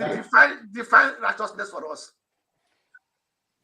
Righteousness do not exalt You see, any that's nation. how We you have It does. seen. Listen to see, me. What we is You cannot cannot bring go righteousness? this me. one. Listen to me. You are What having is open righteousness? conversation. No, What do you No, understand by righteousness? sorry, Tony, I'm Jonathan, not it's a an open religious conversation. I don't bigot. want to interrupt your thought. Right? I'm not into your politics. Sorry, it's not You about. bring the scripture. No, I'm No, not it's answering not to even any about. one of you. I'm not talking to you guys. It is the topic of the day. Don't talk to me on any reason. You said righteousness exalts a nation and Nobody's sin is meaning. a reproach. Sorry, John. I'm not trying to be authoritative. You don't even No, understand what I was trying to say. I'm not talking to you. I'm not talking against you, forth and forth with you and the man. And you, you're still married with me. You still have I issues with me. started from the very beginning listening to you guys till now. So I understand perfectly what is going on. And I'm not going there with you guys. I already make my stand about to be. So there's nothing going to change it from the beginning. So until Jesus comes, not going to change. So you guys can keep your say righteousness does not exalt a nation. Leadership, good governance, law and order, accountability, and people who have a vision for their country establishes their country. We don't have Bible around the whole world. We only have Bible to the people who believe in it. And we have seen other nations who are doing well. There are people who are not in that. We have Japan, we have China, we have Russia, we have many countries we can name. We have Sweden that they are not the Christian base and their people are doing well. So this religious thing that we keep telling ourselves lies year after year. You are making a mistake, Mr. Abba. Can you let me finish? If you like, it's a statement. It's a statement. Yeah, exactly. You come from where? You are getting it all wrong. Where do you get the quote from? It's Okay, from the Bible. excuse me. The fact that is taken from the Bible does not make it rubbish. Excuse me, hold on. What is this saying? What is that thing saying? What is this saying? That you never help your helper, so I'm not going there with you. It did not say a Christian country. There's nowhere that statement says a Christian country. It didn't say a Muslim country. It just makes a statement that righteousness, if you do the right thing, you prosper. That's what he's saying. Now, brother, you make your decision. You define your own. When it comes to religion, your blood boils. It's not religion. If you do the right thing, you prosper. You do the wrong thing, you fail. Exactly. Can you please come in? You guys can jump on me as much you want to be jumping. Don't jump. If you keep quiet, I'll make my statement. You are not that intelligent. If you are intelligent, you're not going to be comparing Peore and two different people who have different personality. So you are not that intelligent. You are the one that's not intelligent. So I don't know what you are talking about. You are not. You are not that intelligent. Gentlemen, please. Jefferson, please. Let's respect one another. I left this floor. Yeah, you can't say that now, that you are not that intelligent. That's wrong now. We have been discussing here with everybody. Everybody has to know well. Gentlemen. Please, can I finish my statement? Sorry, electricity. Can you allow me to say something here? Can I finish my statement, please? Please, gentlemen. Please, I was the one that is even speaking now. Please. Yeah, gentlemen, you know what? I want this thing to be a free flow, not for us to start fighting each other or abusing each other. Please, Jonathan, it's not a proper thing to say somebody. We can disagree. Exactly, he needs to correct himself. We can disagree. No, he's the one that he said that was making a statement. Let us let him finish. He's the one that said he will not have a. Go ahead, Jonathan. The floor is okay. Thank you. Now, I do not mean the insult to Jefferson. He said, let's have intelligent discussion. So he's trying to insult me directly. I think he's smart. This smartness and manipulation word have never taken us to anywhere. The practical issue is that if Tony come and say, I do not quote that the righteousness is good nation based on religious quote word from the Bible that is a pure definition from Bible, that we are using it as a liars of base that doing the right thing, and then you can talk about that. And I have made my own statement that doing right, being patriotic to your people has nothing. God's righteousness is in that term you are quoting from the Holy Bible. That is where it's linked, and it can be in any other version of any other religious book. But America is not a righteous nation in terms of righteous, in terms of doing things right. It is about patriotism. It is about interest. So if we are talking about let's blow it and they are prospering and they are doing well. So if one will compare a nation that Nigeria is in where it is today and the word sin come there, then you shouldn't even use the word sin. I saw it print out there before. So Tony, I'm not That is against an you. I know you have interpretation, my brother. You see, it's your word. Let me Mr. finish, Tony, an please. Mr. Tony, interpretation. Tony, Sin Mr. means Tony, something that let is me Mr. evil. Tony, finish. Sin means something. This is the manipulation that you Mr. guys Tony, I manipulate and have to make me meet not want you. to be. Please respect my own summary. You All can be right. boiled as you want to be boiled, but Thank you, respect Mr. me. Let me finish Mr. my statement. You have 1 You minute, John. even okay? No, give me 2 minutes because I have to respond to this guy quick. The Tony, when you say Tony even grafted it to let me know I've been following you from the very beginning, and he's talk about the right thing, but he's bringing religion and their eyeball like Jesus is the one that is their father or died for them only. I don't understand why Who said that one? I didn't say that. Mr. Tony, Abba, can you are Mr. not. Tony, You please, didn't listen because nobody No, mentioned I it. say when I started talking, jumping on me on issue, I don't want to be political. I already have my political stand. Please don't interject me. So righteousness is based on sin, which is governed by the spirit or the spiritual language, has nothing to do with what exalts a nation. Nation, you have to be patriotic leaders and vision for your people.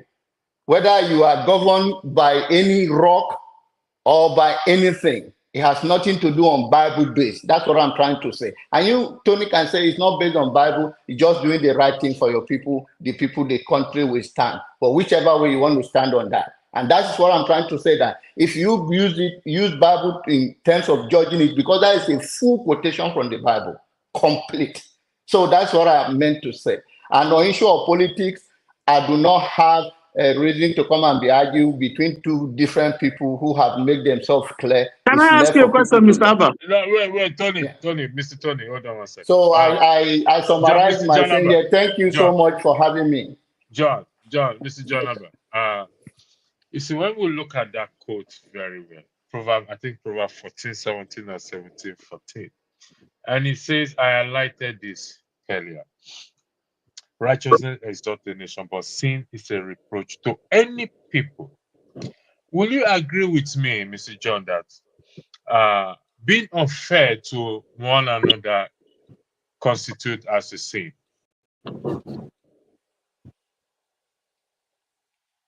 Come again. Hello, John. For example, you are a presiding judge, and you know I commit a crime against Tony K, and you free me. Is that a sin? Under the law, if you want to use the logic on the law, then you go by the law. I think it's sin. Sin is what is called, what law forbidding, it may not be sin, and what sin forbidding may not be law. Okay, John, but you don't understand. I just asked you a simple question. I understand your question that you are saying that is not a sin. Sin is different from what the court. Do you go to court and court say you commit sin? No, you don't. You don't go to court and say the court use the word prayer. You know that the court uses the word prayer. Mr. Tony, hold on 1 second. The court may not use the word sin, but you being the presiding judge, for example, and you know very well that I committed that crime, and you set me free based on the evidence that is before you. That is Judge, only. Okay, go ahead. John, that set a precedent by the judicial system getting corrupt. And that will not bring, that is the righteousness they're talking about. That will set the nation backward, or the judicial system. Now, that is how what you are comparing again, when judge listening to lawyers, and when the lawyer make their case, judge is not in his own possession, in his own authority to say, oh, I know this happened, you lied to me. It's about evidence. And when the evidence is convinced and they make their own decision, their own judgment or pronouncement based on what they observe, that is not in this category of righteousness, exaltation, and sin is a reproach. It has nothing to do with that. Okay. Can I ask you a question? Let me give Jefferson the floor. Jefferson has not spoken, please. Okay. Gentlemen, I'll see you guys later. God bless. All right. Thank you, John. Sorry. I didn't know why John ran away, but he didn't want to interact. I just felt he came to just say his own mind. Please, I'm the one asking this, my brother. Question. Okay, I will leave you. Yes, we have a question about the three tiers of government and all that. Yes, I have three questions to ask here. For that comment, with Jefferson. Sorry about that. Yes, okay, I have three questions here.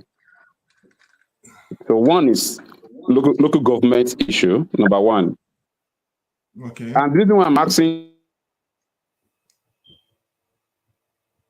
asking this is because they make it look like in Nigeria anything goes. Anybody can just come in and govern Nigeria the way he likes and leave the place after 8 years. And what he just needs is just to do pancake road and whatever he needs to do with his own way of govern. Nobody's challenging them. But me, standard I want from a leader is what I'm trying to. So I want us to talk about leadership here. What are we expecting from someone that we want to call a leader? That's what I'm standing from. So I just want you to give me the reason why Obi govern a democratic space for 8 years without even giving them what democracy should actually be. Because we have 3 tiers of government. You as a governor, you have the mandatory to have chairman under you to govern their own local government. What make you not to do it for 8 years? I want you to convince me on that. Fully. Yes, sir. I think we're taking this discussion outside the purview of no. We're talking about the quality. We're talking about the quality of a leader. Let me talk. These are the things that we need to be checking out in a leader. Let me talk, please. I listened to you when you were talking. So please let me talk. Let me talk. All right, now, if your question is what did Obi do to merit being described as one of the best governors, the answer is all there. It's not Obi that gave himself that award. The federal government gave him awards. MDG, United Nations, gave him award on various areas, meeting Millennium Development Goals. Which award? The award they are buying in Nigeria.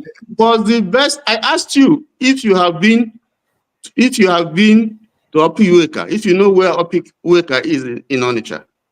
You say you passed there. You don't know why I asked you that question. I come from a state that is 5 minutes just across the Niger. And we used to go to Onitsha to go and buy things. You would not stay there by 5, after 5. Nobody will see you on that place. Otherwise, you're a dead man. Okay. Yes, even when you are traveling, sorry, sir, Tony, even when you are traveling interstate, even if you are traveling interstate, this kidnapper, he said he ran away from Anambra because of what Obi did. Totally chased out all the what is it, criminals who used to terrify people in that place. During Obi's period, there was no single case of armed robbery in Anambra. But his record will speak for him because Magnus Paco gave him an hold on. Anambra was first in terms of Waeki. Those records are there. The roads was given an award. Can we not? I don't know what you. Well, let me finish. So I don't know. Okay, I don't know. I'm not defending Obi here, but I think fair is fair. Don't try and don't live there. You have not been there. You don't. I think you need to go and read the things that the man did, because there are awards that speak for him. I'm asking questions. But listen, I'm not going to run down your man. No, I'm not running down. I'm saying that we are on there. I'm not running anybody down here. That you are saying, you need to go and read and ask people Fine, sir. Thank you, were sir. there and Thank you, sir. who were there, Thank you, who sir. lived in Anambra, or who were close to him, or who were going to that state at the time that he was governor. But I think that thank you, sir. to bring us back to the issue that we're talking about, I think this whole issue is beyond Obi or Showore. It's the issue we are discussing is that righteousness exalts a nation and sin is a reproach to every people. Now, the way I understand righteousness, is a statement of universal applicability. It's not a Christian statement, even though it's in the Bible. Would it have been different? I want to answer one of the. Would it have been different? I want to answer that question. Or it was in the Talmud? Would it have been Tony, I want to answer this question. This man typed on the chat. He says, why is people not migrating to Anambra? I'm just like, what kind of a question is that? Oh. Like, to me, it's a dumb question. People move wherever they want to move. Do you think that if even to the level at which Anambra is being developed right now, we want to say it's 100%. Do you think if it's better than what it is now, that people will not move back? And it's not as if anything. Anambra used to be a very top trade area in the past. The level of investment in Anambra, Listen, my brother, Anambra used to be among the top, what they call it, trade regions during the peak era of the eastern, during the prime era of eastern region. It's just because war and so many other factors came in. That's why places got run down. At least even within the government sphere, people are trying their best within South. At least I can speak from within Southeast to at least to put one or two things in order. So my brother, you understand all these things. I don't want to go into the dynamics. My brother. But basically, my brother, you know what? I'm this kind of person that believe solely in doing the right thing, and I don't want to accept anything that is not right. Okay. The definition of doing the right thing is when you see anything evil and you are bitter about it, you condemn it. Anything evil. So, whatsoever that thing is. What makes you think that some leaders who are within these spheres of power or out are not really condemning some actions? Because we have to look at it in so many ways. You understand? Yes, that's what I'm saying. That's what I'm saying. Look at it this way. The problem we have, bros. If you are familiar with this movie called James Bond, right? You will see James Bond or all these other secret service. Though you can see an SSS will move around with you. He'll act as though he's with you, but it's not with you. There are so many instances of that. A secret agent or whatever you can think of, MS-16 or that's even from that angle. But with other angles, or a spy. Let's put away a spy. Someone can go. They can be within your circle. They can. No, that doesn't mean they're part of them. Brother, my brother, please. Let me help you small. I think they want to overshadow you. Let me just answer that question that brother is asking. We are not telling you that P2B is not a good man. That is not our argument. The problem with P2B,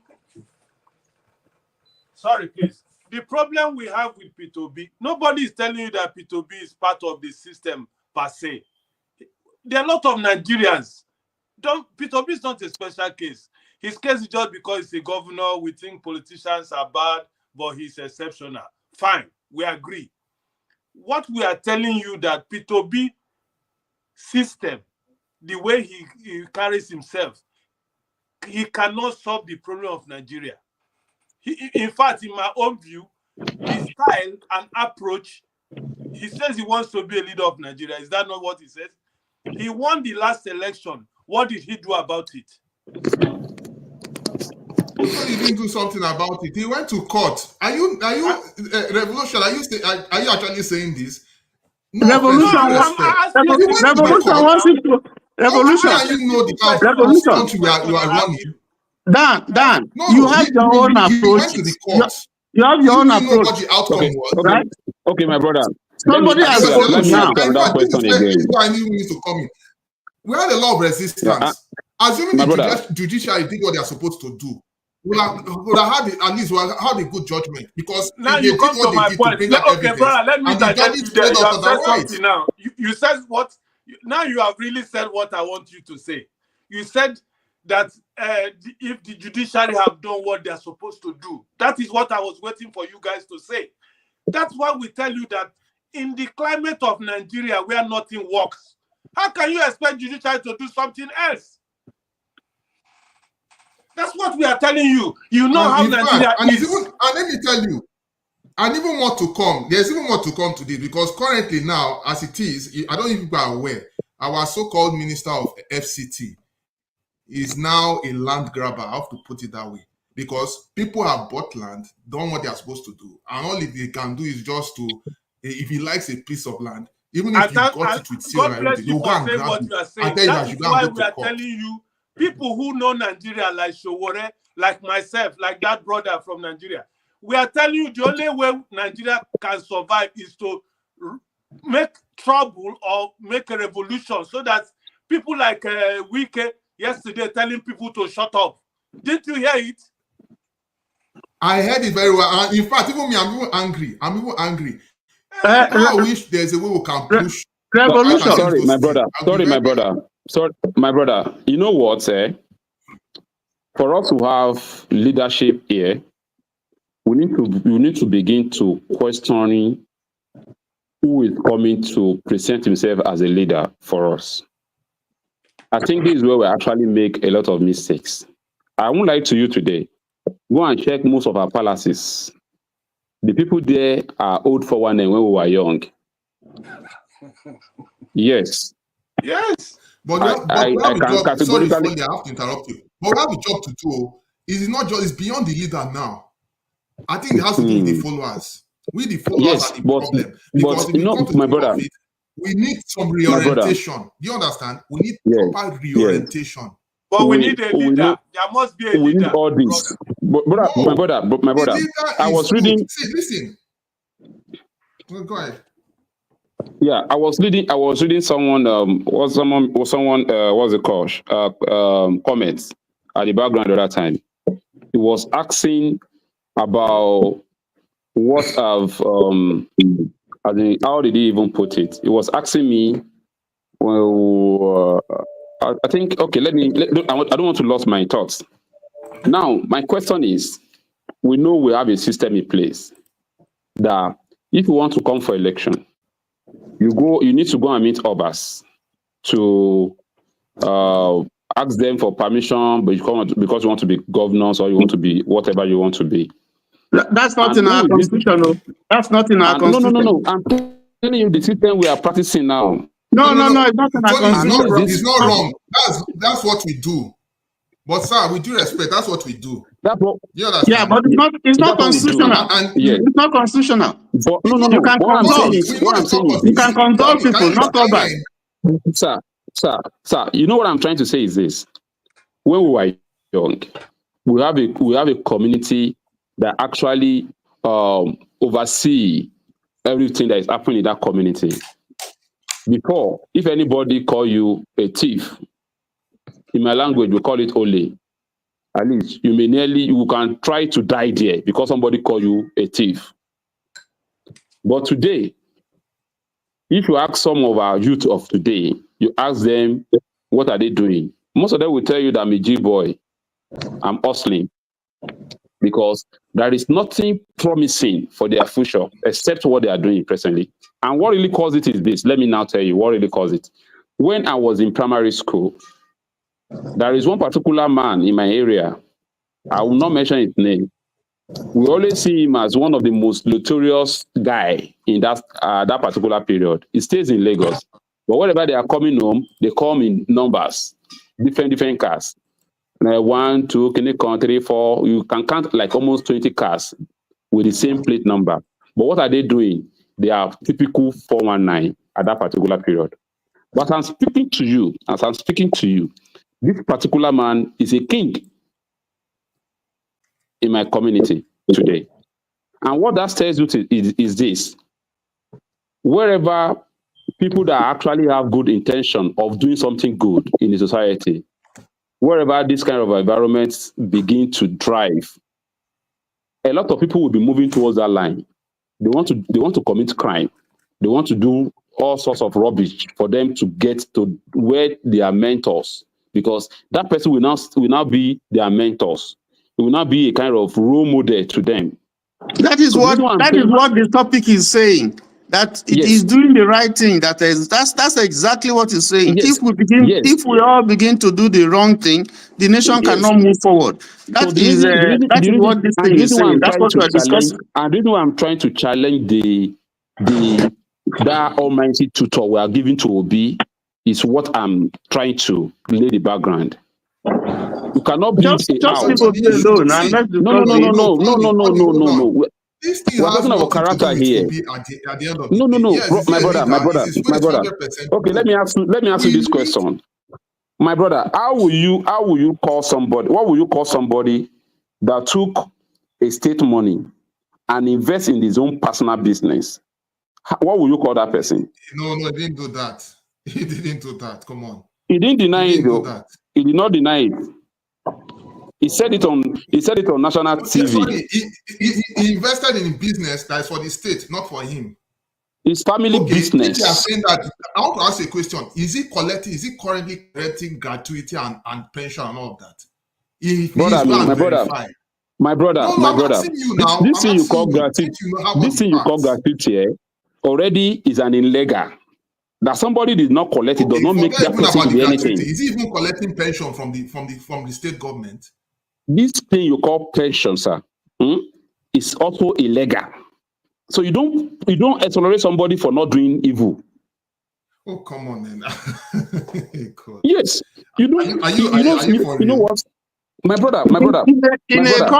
In a nation where people do all kinds of things, they collect pensions, they collect all those type of stipends and allowances.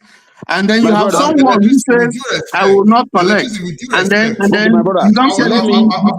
Let me take another 40 billion. Wait, my brother. Let me take another 40 billion.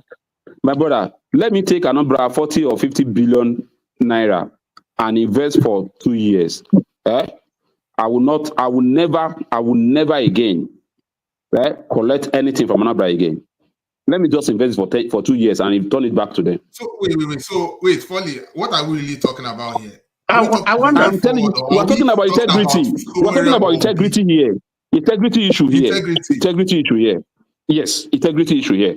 Okay. Because the way we are tolerating Obi. We as youths, do we have integrity ourselves? Are we worked I have. I don't know whether you have, but me, I have. Have we worked on that? No, do you understand? Bros, because on the collective, you were complaining. I have. About people who my brother, I have. No, listen. Well, talking of people who are. I think we are deviating on. I think we are just deviating. We are just moved away from the issue that we're discussing. I'm not even talking about the UK. So we need to be challenging anybody that wants to throw himself up for governance. We need to be challenging them. I think we are deviating from the issues that were yes, there's no. You don't get anything from trying to malign. That's not the issue. The people that don't have integrity. The people that don't have integrity are the ones still ruling us. Bro, excuse me, let's does it make it right? Excuse me, I know you people are saying that P2B is doing something in a situation where other people are doing something wrong. Is that not the game?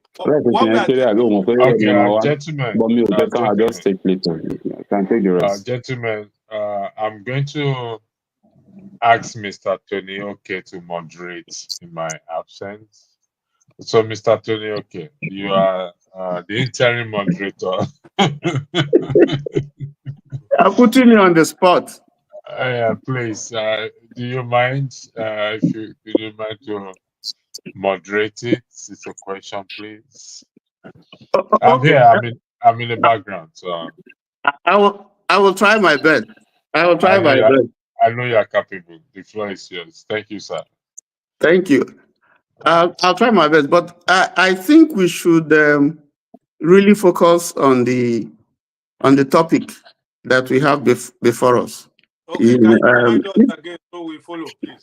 If you don't agree with it, that's a different thing. You have the right to express your opinion that you don't agree with the title of discussion. But I think there's a need for us to understand the sentiments that title is portraying here. It says righteousness exalts a nation and sin is a reproach. That's a translation. If you check other translations, some of them may not use those exact words.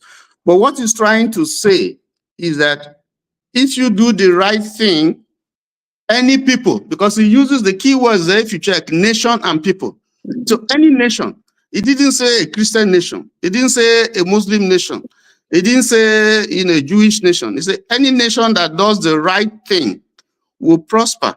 So I think we'll begin to try to unearth what is the right thing. And that's why I'm challenging the right thing. Yes, and what is the wrong thing? That right thing. Yes, that's why I'm challenging that right thing and the wrong thing. So I want to ask you, Jefferson, Foley, I want to ask you, do you have anything better than the so-called right thing? Because most times we live. No offense, I'm going to say this. I'm going to say this. Just hold on. But sometimes we try to deceive ourselves as human beings and live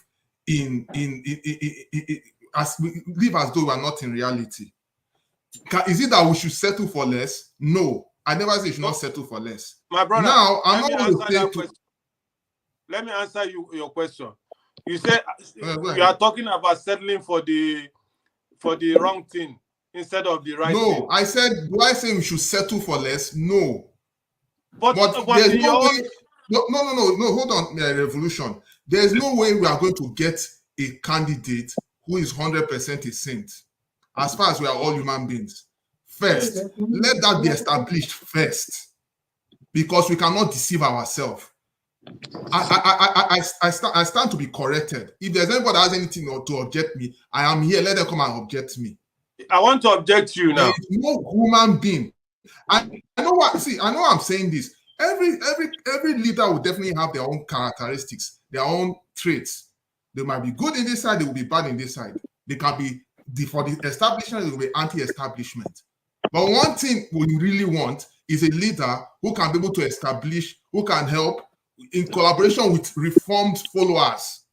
Followers. I know what I'm talking about. Followers who have like mind like we are now. Assuming we are 100, hold on. Assuming we are 100 or let's say 150 million in Nigeria, we know where the country will go. Javison, let me tell you understand? Something. Yes. You see our country. You see the country called Nigeria. You see that country. Yes. Everybody in that country, including 4 of us here, we know what is good. We know what is bad. We know how to rescue that country. We know if we want to continue with what is going on in that country. We all know it. So we have tried so many things. The people controlling Nigeria has told us so many things. If you talk too much now, they will tell you go for election. Is that not it? Then we'll wait for another election. Yes. When we do election... Dan, let me ask you one question, please. Let us, what do you think is the right thing? What are the things that you define as being right that can elevate the nation? What I think that can help Nigeria is where I was coming. That's why I was making that foundation before I go to the main point. That Nigeria, any Nigerian knows what is wrong, what is right, how we all know the solution, and if we want to continue in the same system we are in, we all know.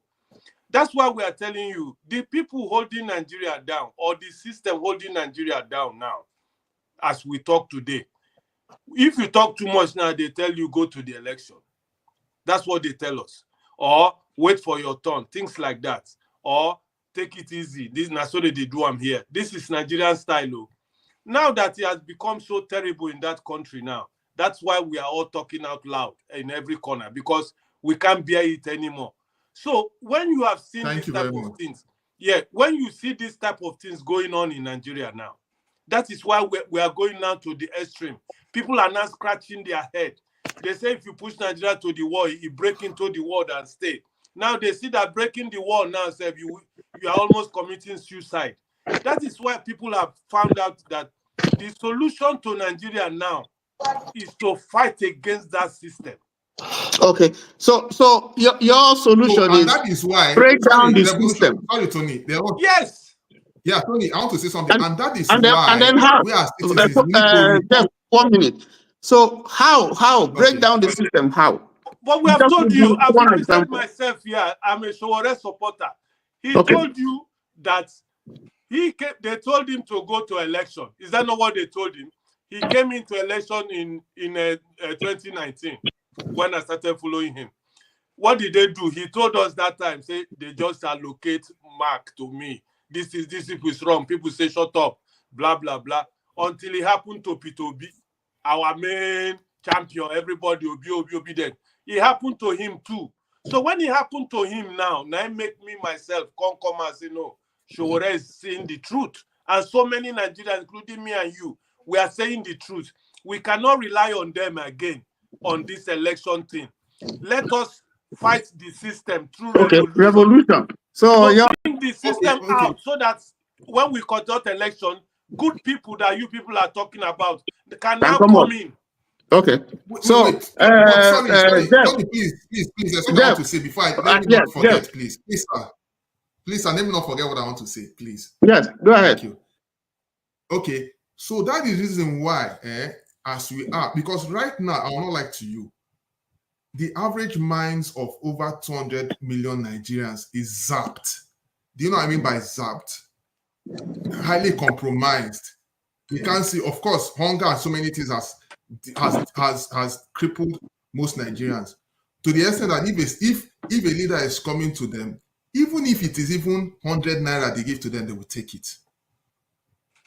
You understand? We need to really, we need to hold on, fully. For instance, I don't know if you guys have been watching the news.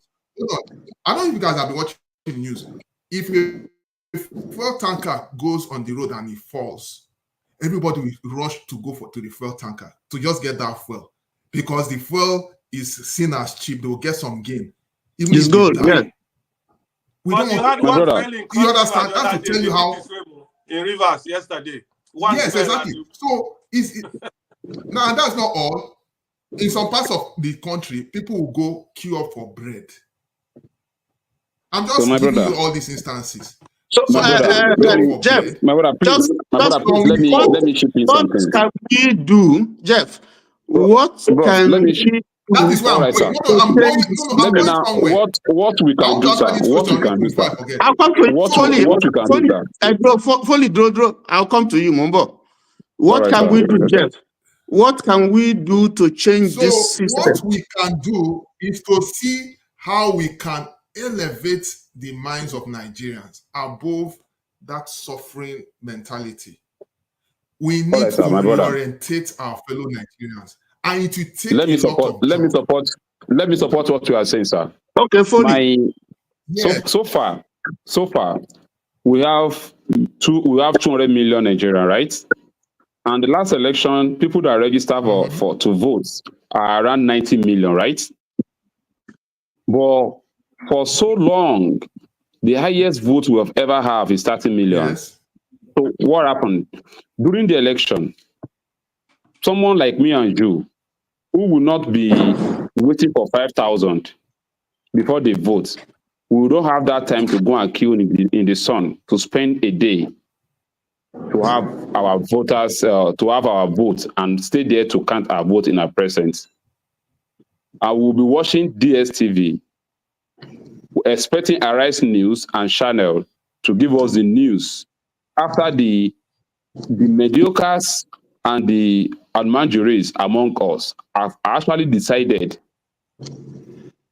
within themselves.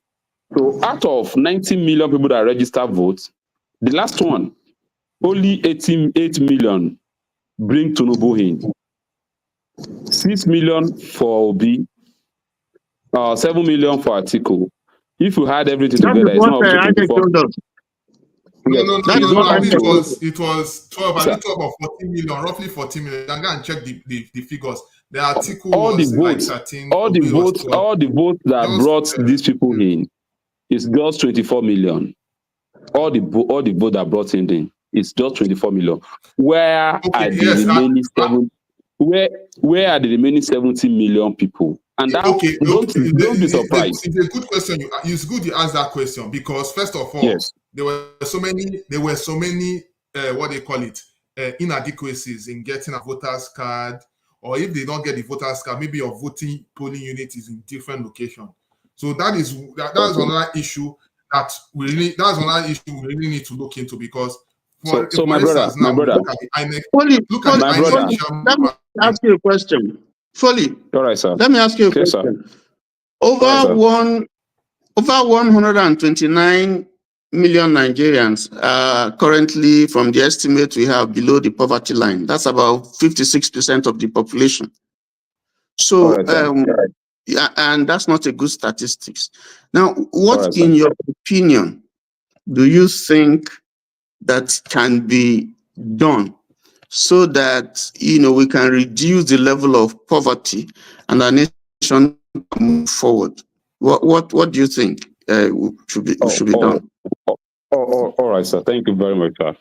I think we need to start from being an active citizen first. Active citizen, I mean.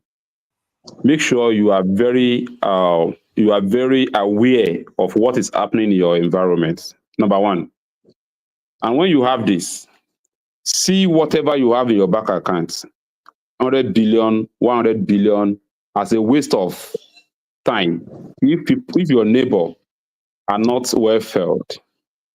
So in that case, I'm saying that so that everybody will know that this is duty of each and every one of us. It's not about one person alone.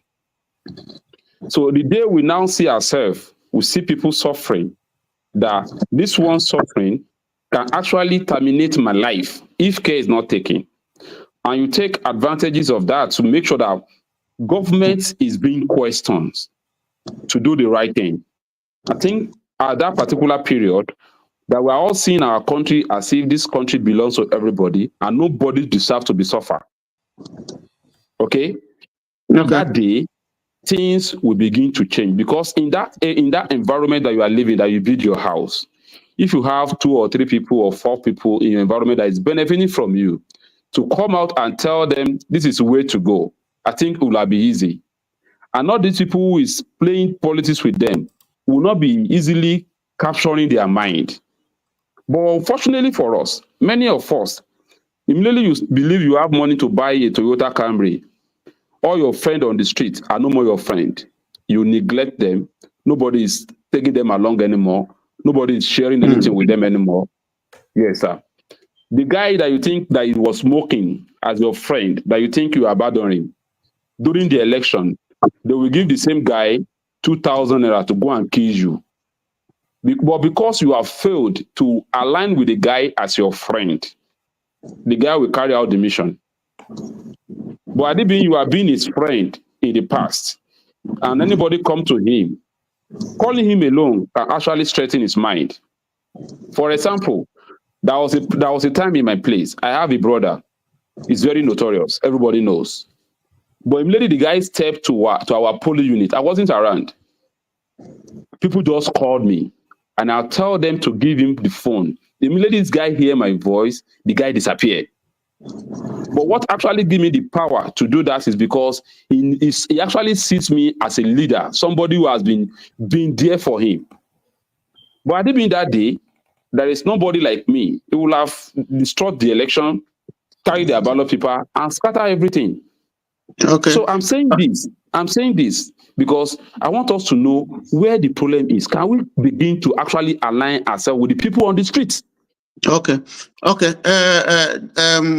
Dan, you want to say something? I want to say something from what brother is saying.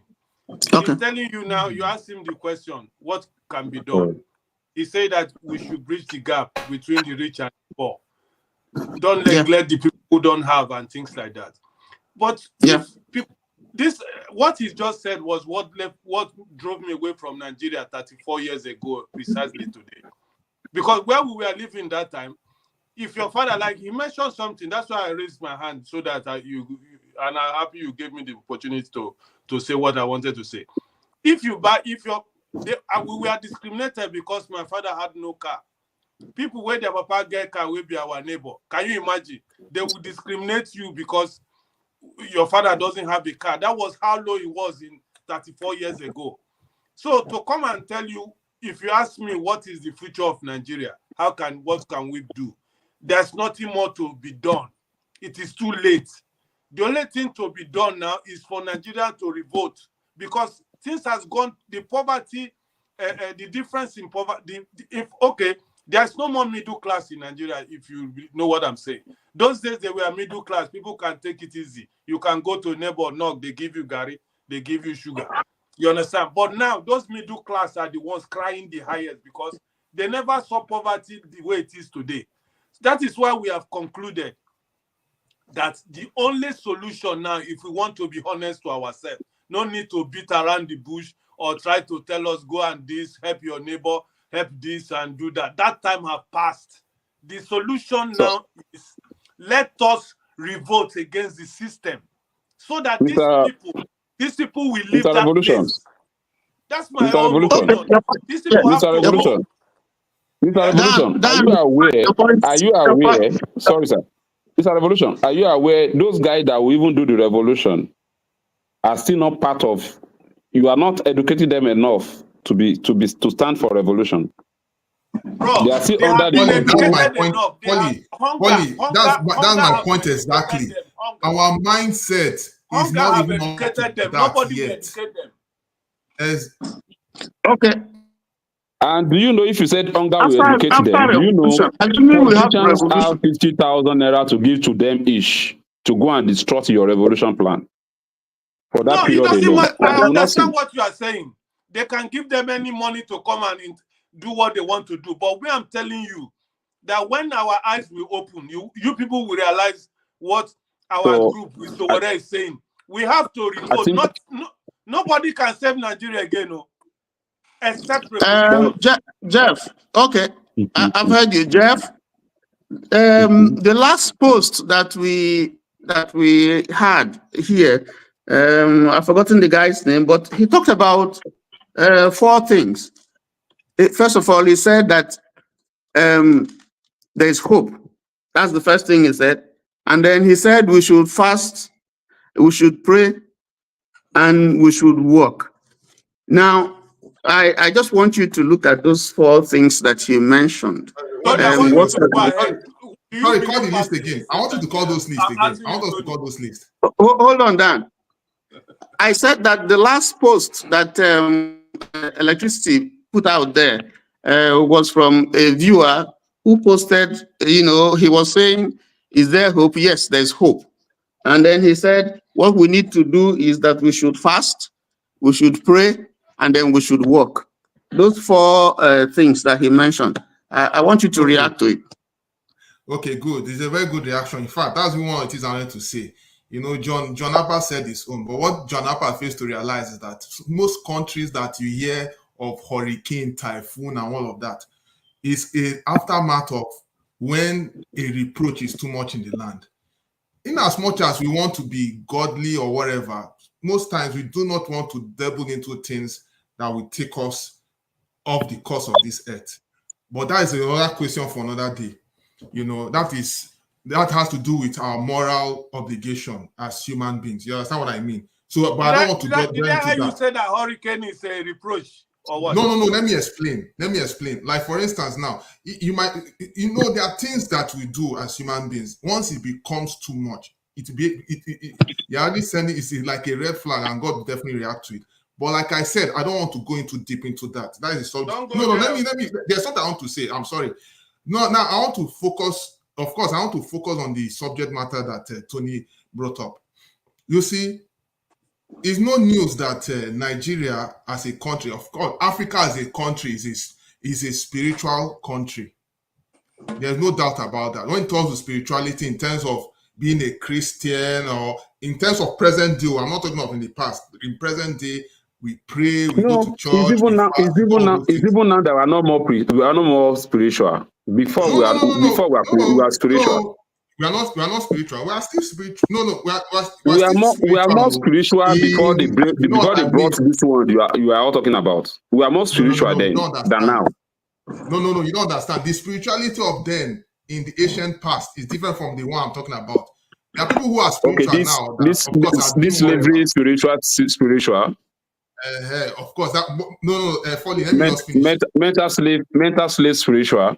No, Folly, let me finish. I want to get, I'm going somewhere. So we have been praying, we have been doing this, we have been doing whatever, But unfortunately, because of course, for some reason, our prayers have not been answered because our so-called religious leaders are equally the problem. And how are they the problem? Because when it comes to, you need to pay your offering, you need to do this, you need to do that, they want us to be more prayerful and be donating our offerings to them. And we as Christians or Muslim or whatever, we have been donating to the cause, doing all those things with no issues. And the pastors or whatever, they're all happy. But when it comes to the matter that arises to the governance, to nation building, that they had, they are nowhere to be found. For instance, exactly. The last time when issues were happening in the country, there were protests. It's only a few pastors in Jos that came out in the protest. Instead of the likes of Oyedepo coming out, they were saying they were doing prayer mass movement. That was in Lagos. But that's the story for another day. So if you look at it, it's kind of what we're practicing in Nigeria is more like religious hypocrisy. We're only religious when it comes to our own views. But when it comes to our morality standpoint, it's as good as useless. Okay, sorry, let me finish. It cuts across our Christian values, it cuts across our Muslim values. And of course, speaking of Muslim values, before in those days, when you see a called Muslim that stands to integrity, you want to associate with him because of what he stands for, right? No offense to my Muslim brothers. But when it comes to the political circle, you would think, you're holding on to them, that they are holding on to high values. But again, there is a level of compromise. And because maybe a brother is there or whatever, they don't care what happens. They will allow things to go. And nobody questions anything. So on the collective, I will say religion has failed Nigeria as a whole. But is it good to still hold our head high? Yes, it's still good to hold our head high. So, sorry, I want to get you clearly, Jeff. I want to get you clearly. Should we hope that things can get better, or are you taking the same stand as Dan that says there's no hope, nothing else can be done? There can only be hope when we change our mindset in the way we respect our religious leaders. Let us even start from there first. I'm talking about hope for the nation being turned around. Is there hope? Because Dan says the way it is now, there's no hope. Dismantle everything. Let me tell you the truth. Let me tell you, people might say what I want to say, but I can tell you this. If you put the right people to rule Nigeria today, I can tell you that Nigeria will change. Okay. It takes a mindset. But it's not going to be done overnight because we need to. That is if they will get there. If the right people will get there, that is that. Yeah, can I say something? For us to get the right people to be there is for us to, like Folly said, is for us to be ensure that we have close to a number of people who are like-minded, and you have to do a lot of reorientation. I know what I'm saying. But, sorry, sir. Do you know the revolution we're actually talking about can actually be in terms of Nigerian being active all the time? Like any shit these people actually throw at us, Nigeria should be able to get ready to rise up and say no. And I can bet it with you, without us being in power, if we can start showing them the word no, we are no more taking, these people will sit tight and build Nigeria for us. Exactly. And what do you mean by definition of no? Dan, I come to you.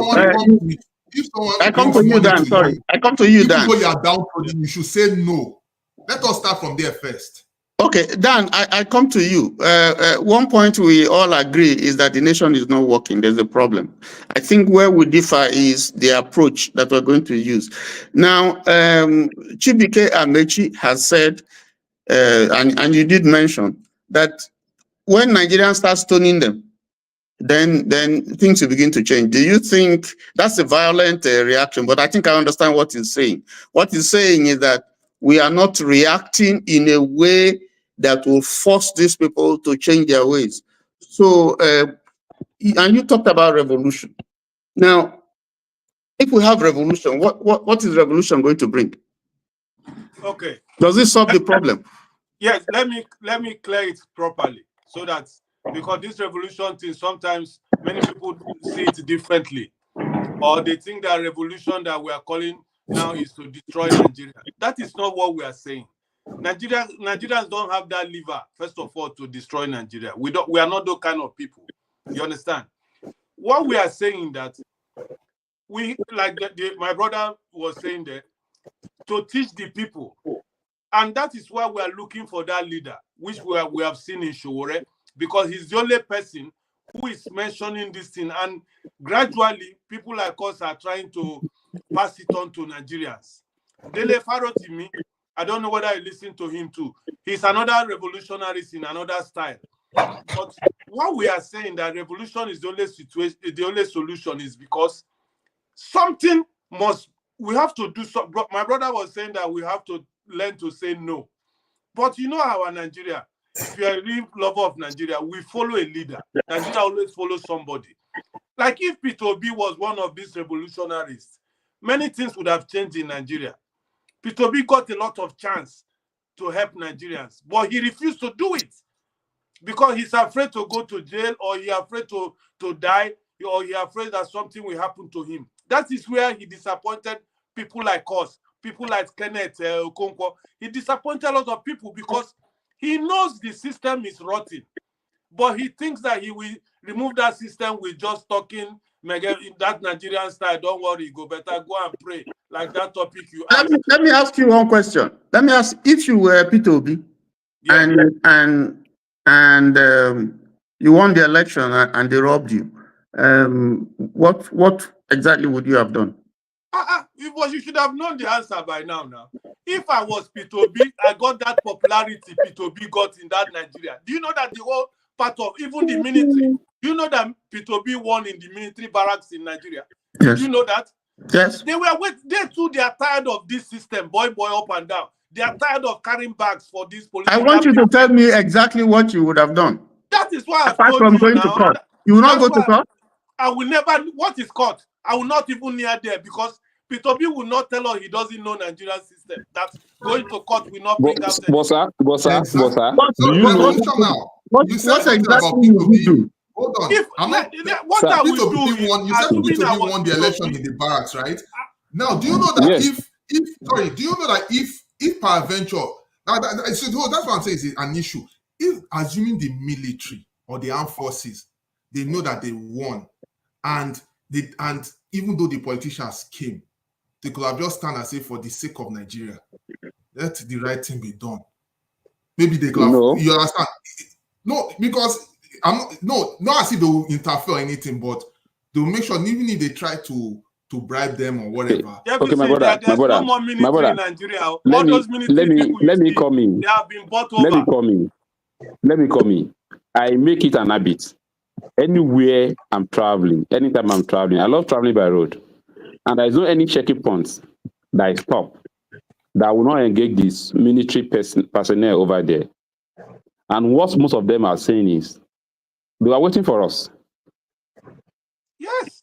But you don't expect them to lead it for us. We need to be the one that will kickstart, and the seriousness that we have will now make them to support us, like what happened in Zimbabwe. Citizens need to rise up first before military comes in. I mean, let me tell you something. I'm not in support of military government. No, But not, we I'm are not. not talking of military Yes, taking over or yes, anything. I didn't yes. say that. I'm What I'm saying is I'm that this kind of person that I believe. Sorry, sir. I believe if we organize very well, and if military now came in to take over, yes, we can still use our being organized. Polly, Tell military. I'll stop you there because that will be treason. Let's not discuss that here. I'll change the subject slightly. Looking No, at no, the no, please. hold Please on, let me land so that let me complete that my statement so that it won't look like treason. I'll come back to you. I'll come back to you. Just a minute. All right. Looking All right. at the state, because we are talking about our reaction, what should have been our reaction giving what should be our reaction given the state of the nation. I want you to look at Edo State, for instance, and this governorship election that just took place, and how the politicians bought over Guys, people. please let me say good night. I have something, a call coming in, please. Okay, good night, Dan. Good night, Dan. I had a good time. Thank you. Thank you so much. Yeah. So we're looking at the Edo election. I'll come back soon. Looking at the Edo election, the governorship election, and you see the same people who are grumbling, who are complaining that they want free and fair election, and that they want a government that will cater to their welfare. And now you have a situation where political parties brought money and gave to them, and people sold their conscience. So they abandoned the same fight that they have been fighting and the idea of good governance that they have been pursuing for a mess of porridge. So what I'm saying is, now, how do you bring those people into the fold of this revolution that you are preaching? Because if it is clear, the politicians know that these people who are shouting for revolution, if you give them a mess of porridge, then you silence them. How do you key this in to this your revolution thing? All right, sir. I think if we are talking about revolution, I think I'll make it clear here that nobody is ready to be throwing stone or killing anybody. Revolution simply means revolvery. It's a Latin word. It's all about, he said, revolvery or turn around. Sir, you know today, me and you know today that this country is not working. Yes. And on the path we are taking, me and you know that if we continue this path, it's either this path consume us. We are not going to get anything good out of this path we are taking. That is not what the IMF said. The IMF said if we continue on this path, in the next 10, 15 years, things will be better. So are you saying that the World Bank doesn't know what they're talking about? Who is, sir, let me just tell you, who are those guys in IMF, in the World Bank? What do they have? Those guys don't know anything. They don't know a jackon. Nothing in their brain. That's a chief economic advisor. That's a chief economist, World Bank chief economist that said that. So saying he doesn't know what he's talking about. Why are they not giving this advice to their own country? Why Africa all the time? Is IMF working in America? Are they operating in America? These are the questions we need to ask ourselves. These are the pure enemy of our continent. IMF is pure enemy of our continent to keep us poor, to keep us where we are. Until we have this mental slave that they've already taken away from, they really inject in our brain. Until we started changing that mindset, that's when we can get it right. Okay, so how would you handle this our people who shout during the day and at night they turn the other way? How do you deal with them? All right, are you talking about people that are paid for election? And they need they are pulverized, they are pauperized. Okay, sir. And once you them, I don't know. All right, I don't know the state in which you come from. From Delta. Okay, from Delta, sir. All right, sir.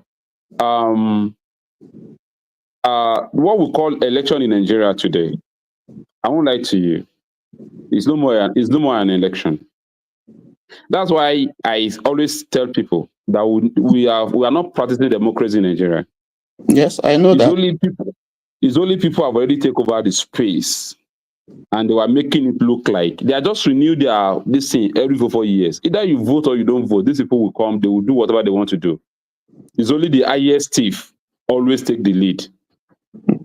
And today, anybody that join Nigerian politics is either is looking for a contract, or you want to go and make name so that he can be able to belong to those people that can be able to share the money. And let me even shock you. The thief outside the government is higher than the thief inside the government. People who are still waiting for their own time to go and steal money, they were outside here too. There were many, even more than the people governing us already. But what are we saying? The reason why I was actually challenging what we call character the other time is we need to build a political space that even before you can become their candidate, you will be scrutinized. They will check your history. Where are you coming from? How do you leave your primary school? After primary school, your secondary school, who are your friends? We will interrogate one or two of your friends to come and tell little about you when you're in secondary school. Yeah, that's what the political parties are supposed to do. Yes, we go to universities to verify your results, to verify whatever you think you are. We verify your attitude, your character, which side are you? Where did you work? That period you are working there, what are your roles you play? What are your contributions? What leadership do you play in where you are working? Okay, even if you're a businessman, what are you dealing with? What are you supplying? How do you get your products? From which source are you getting it from? All those things are things that leadership needs to have as a quality, not allowing anybody because you are a billionaire. Because Adibin, you allow me to ask this question then. I want to ask people, you are just calling Obi a billionaire, it's a smart guy. Where does he make the money from? No, let's I think let's leave Obi. Let's stop calling names. You know, okay. You can still make your point. The reason why I'm mentioning him is because we are exonerating him more than what he is. That's why I always go there. You see, Obi is just one part of the entire spectrum. There are other candidates. Do you know the problem we are facing today? Hold on. Let's not be dragged into calling. There's Tinubu there. There's Atiku there. There's Kwankwaso there. There's Obi there. All those people we are mentioning, sir. We'll zero them out of the circle. Yeah. They are not more here. So let's leave. We're looking for. We're searching for. We're looking for a way, or we're trying to discuss a pathway that will help our nation get out of the present quagmire that it is in. Okay, and so we just took one aspect of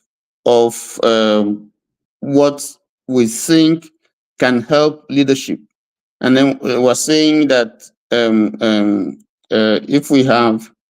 if we have someone who does the right thing, who does the right things, a bad person can do the right thing. You know, it's not doing the right thing. Is not restricted to an angel or a perfect person. You know, if we have a leader that does the right thing, you know, our nation will be better. That's what we're saying. If you have a leader, for instance, that does not play to ethnicity, does not religious sentiments, a leader that follows the Constitution, that cares for the welfare of the people, and has policies, that will help the nation move forward and will work to ensure that those policies work. That is by picking the right type of people, by creating the right type of environment, etc., etc. All those things come under the umbrella of the right things. And we see nations that have done the right things and they are prospering. So the fact that this is taken from the Bible, doesn't remove the fact that doing the right thing is not good. So it's not a Christian thing. It's something of universal It's not a application. Christian thing. It's not a Christian thing. Yes, in your house, as a leader, if you're married, if you have family, if you do the right thing, your family will move forward. Is that not true? Yeah. Yes. So that's what we're looking at. So when we're saying if we identify those things that are right, that some other nations have done, who went through our type of problems, and they got out of it, our nation prosper.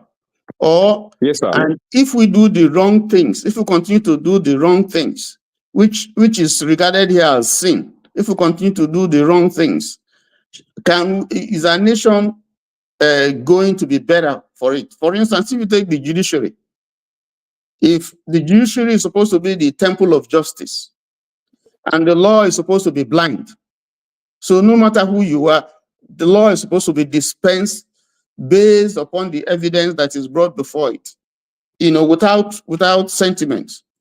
Now, so if we follow that procedure, we would have a good judicial system where people are confident that if I go to the temple of justice and I present my prayer, the judge will grant my prayer.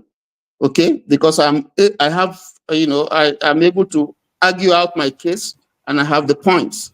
So the judge looks at the justice, the merit of the case, and then he rules. So we are saying that what this whole thing is all about. If we continue to do evil, will our country prosper? If we continue to do evil, is our country going to move forward? Never. Yes. No, we even need to change that orientation, because basically, if you look very, very well, you find that the average, in fact, that is even what gave Buhari the nerve, the audacity to tell us, to say that we are lazy, we are this, and give us derogatory names, even when things were not as hard as this. He was trying to operate from the righteous viewpoint, but of course, me and you know today that it was not any better. Well, but that's that's definitely on the other side of the story. So we cannot expect to be committing evil and get good results. No, we have to reform our actions. And right now, the mindset of Nigerians is downtrodden, and we need to connect to them, just like Foley, just like you equally said. We need to have a starting point to connect to Nigerians. Of course, I will not lie to you. On the collective, when we as Nigerians, we have been taught to do everything within your household, survive by yourself, don't interact with people. It only takes us a little intuition for us to have that interaction amongst ourselves with other people, at least to connect, to know what's going on. So everything, we're on self-preservation mode right now, and it's not helping the country. And that is the reason why the leaders are taking advantage of us. So the question now is, how do we correct it in such a way that we can be able to, how can we move from that self-preservation? Who is our greatest enemy? Who is our greatest enemy if you're looking at the problem now? Is it the leadership or the followership? Both. Is both. But in terms of percentage, I'm going to give numbers. I would say leaders can make it 70, leaders 60%, followers 40%. Let's just give that average statistics. Is there a way 60 to 40, 60% leaders for 40% we? Is there a way that leadership can change? Can bring about change? Do we have examples of where a leader has turned around the trajectory of a nation? Yes. We have so many places.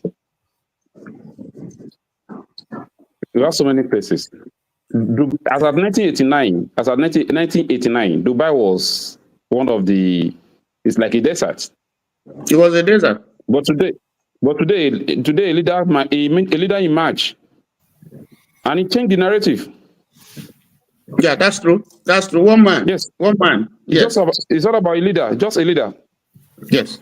So is it possible for us to have just that one leader? That yes. And it's not like we are selling Sowore out for people. With what I've seen, with what I've known about him, I believe he has a mind to change the narrative if he's being given the opportunity to do that. Okay.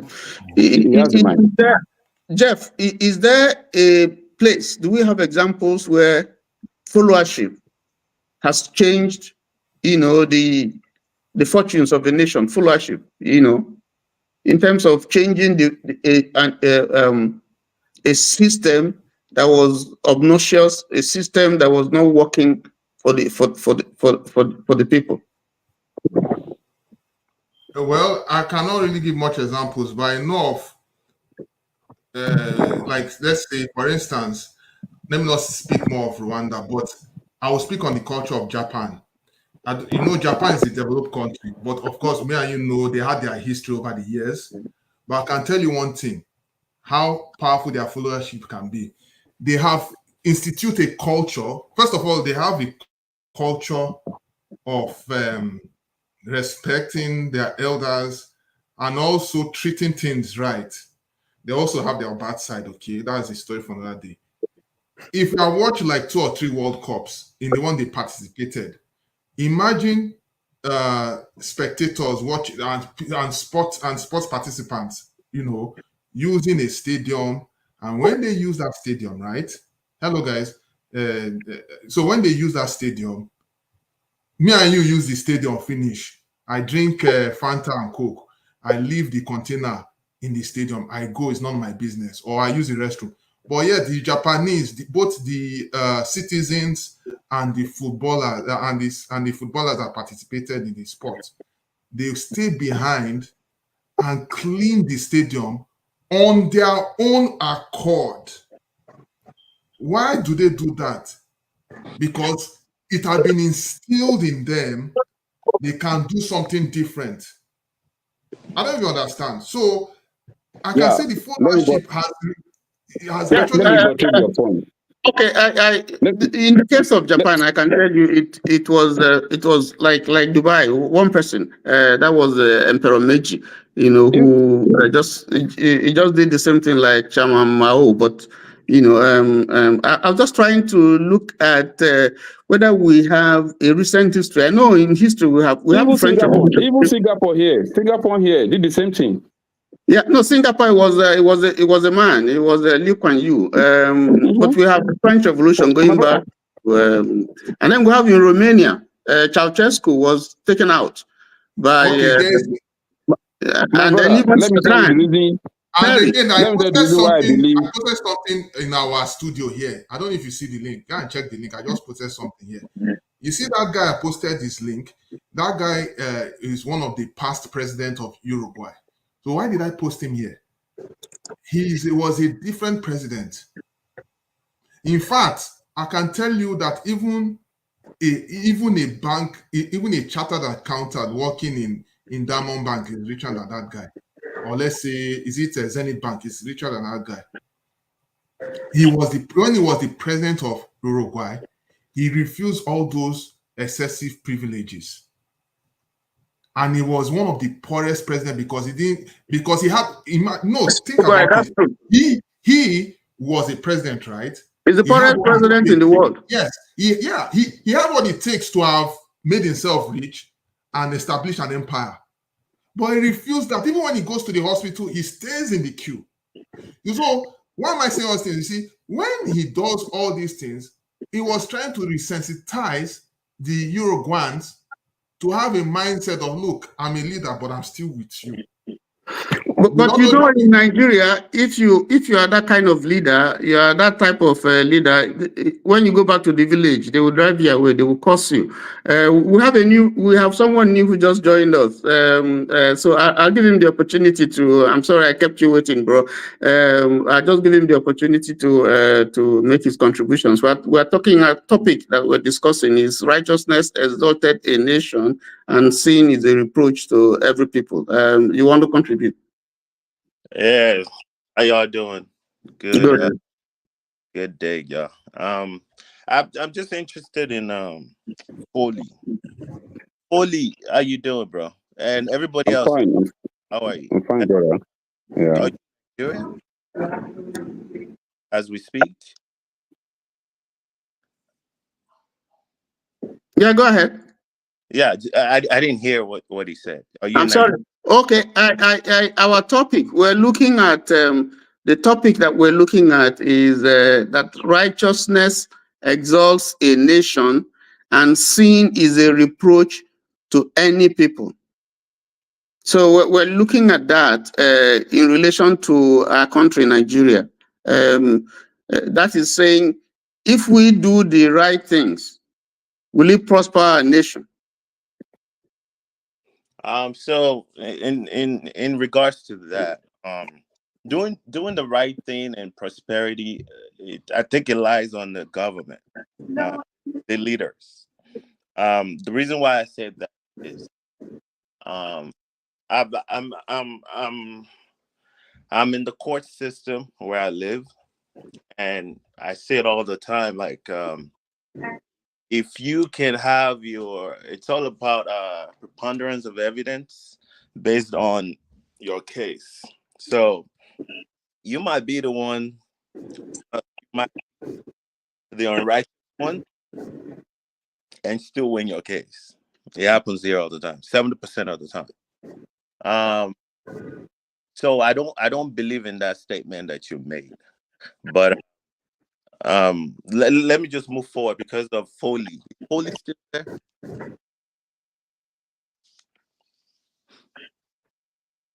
It's hard for me to hear. Okay, Foley, if you're there, if you can drop your email or something so that me and you can catch up. I go to Nigeria all the time, and I don't see people like you. I'm serious. If you live in Nigeria and you want to catch up, because there's a lot of things I'm doing out there. I've been following you through all these social media platforms, and you're consistent. So just keep doing what you're doing, because you don't know who's watching you. So, but yeah, thank you very much. If you want to drop your information on the platform, so we can talk later.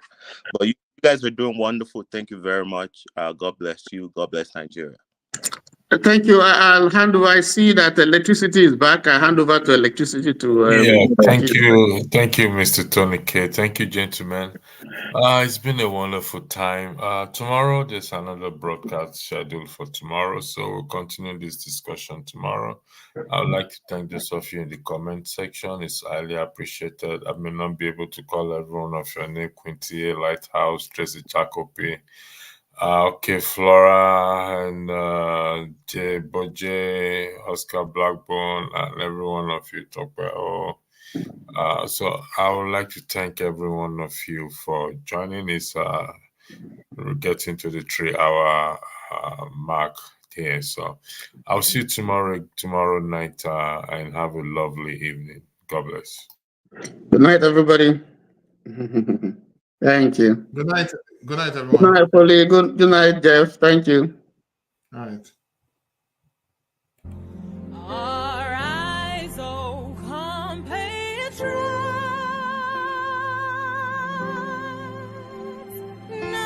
Nigeria's call obey, to serve our fatherland. We love and strength.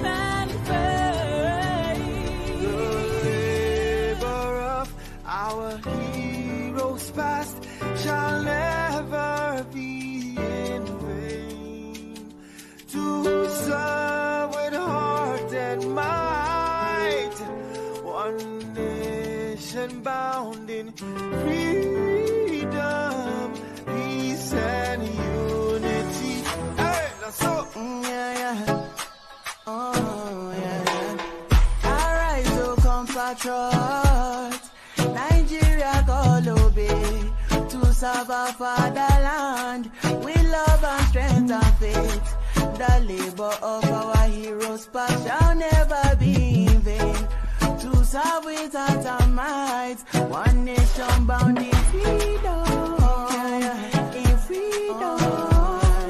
In freedom. Peace and unity. Arise, my people, arise, my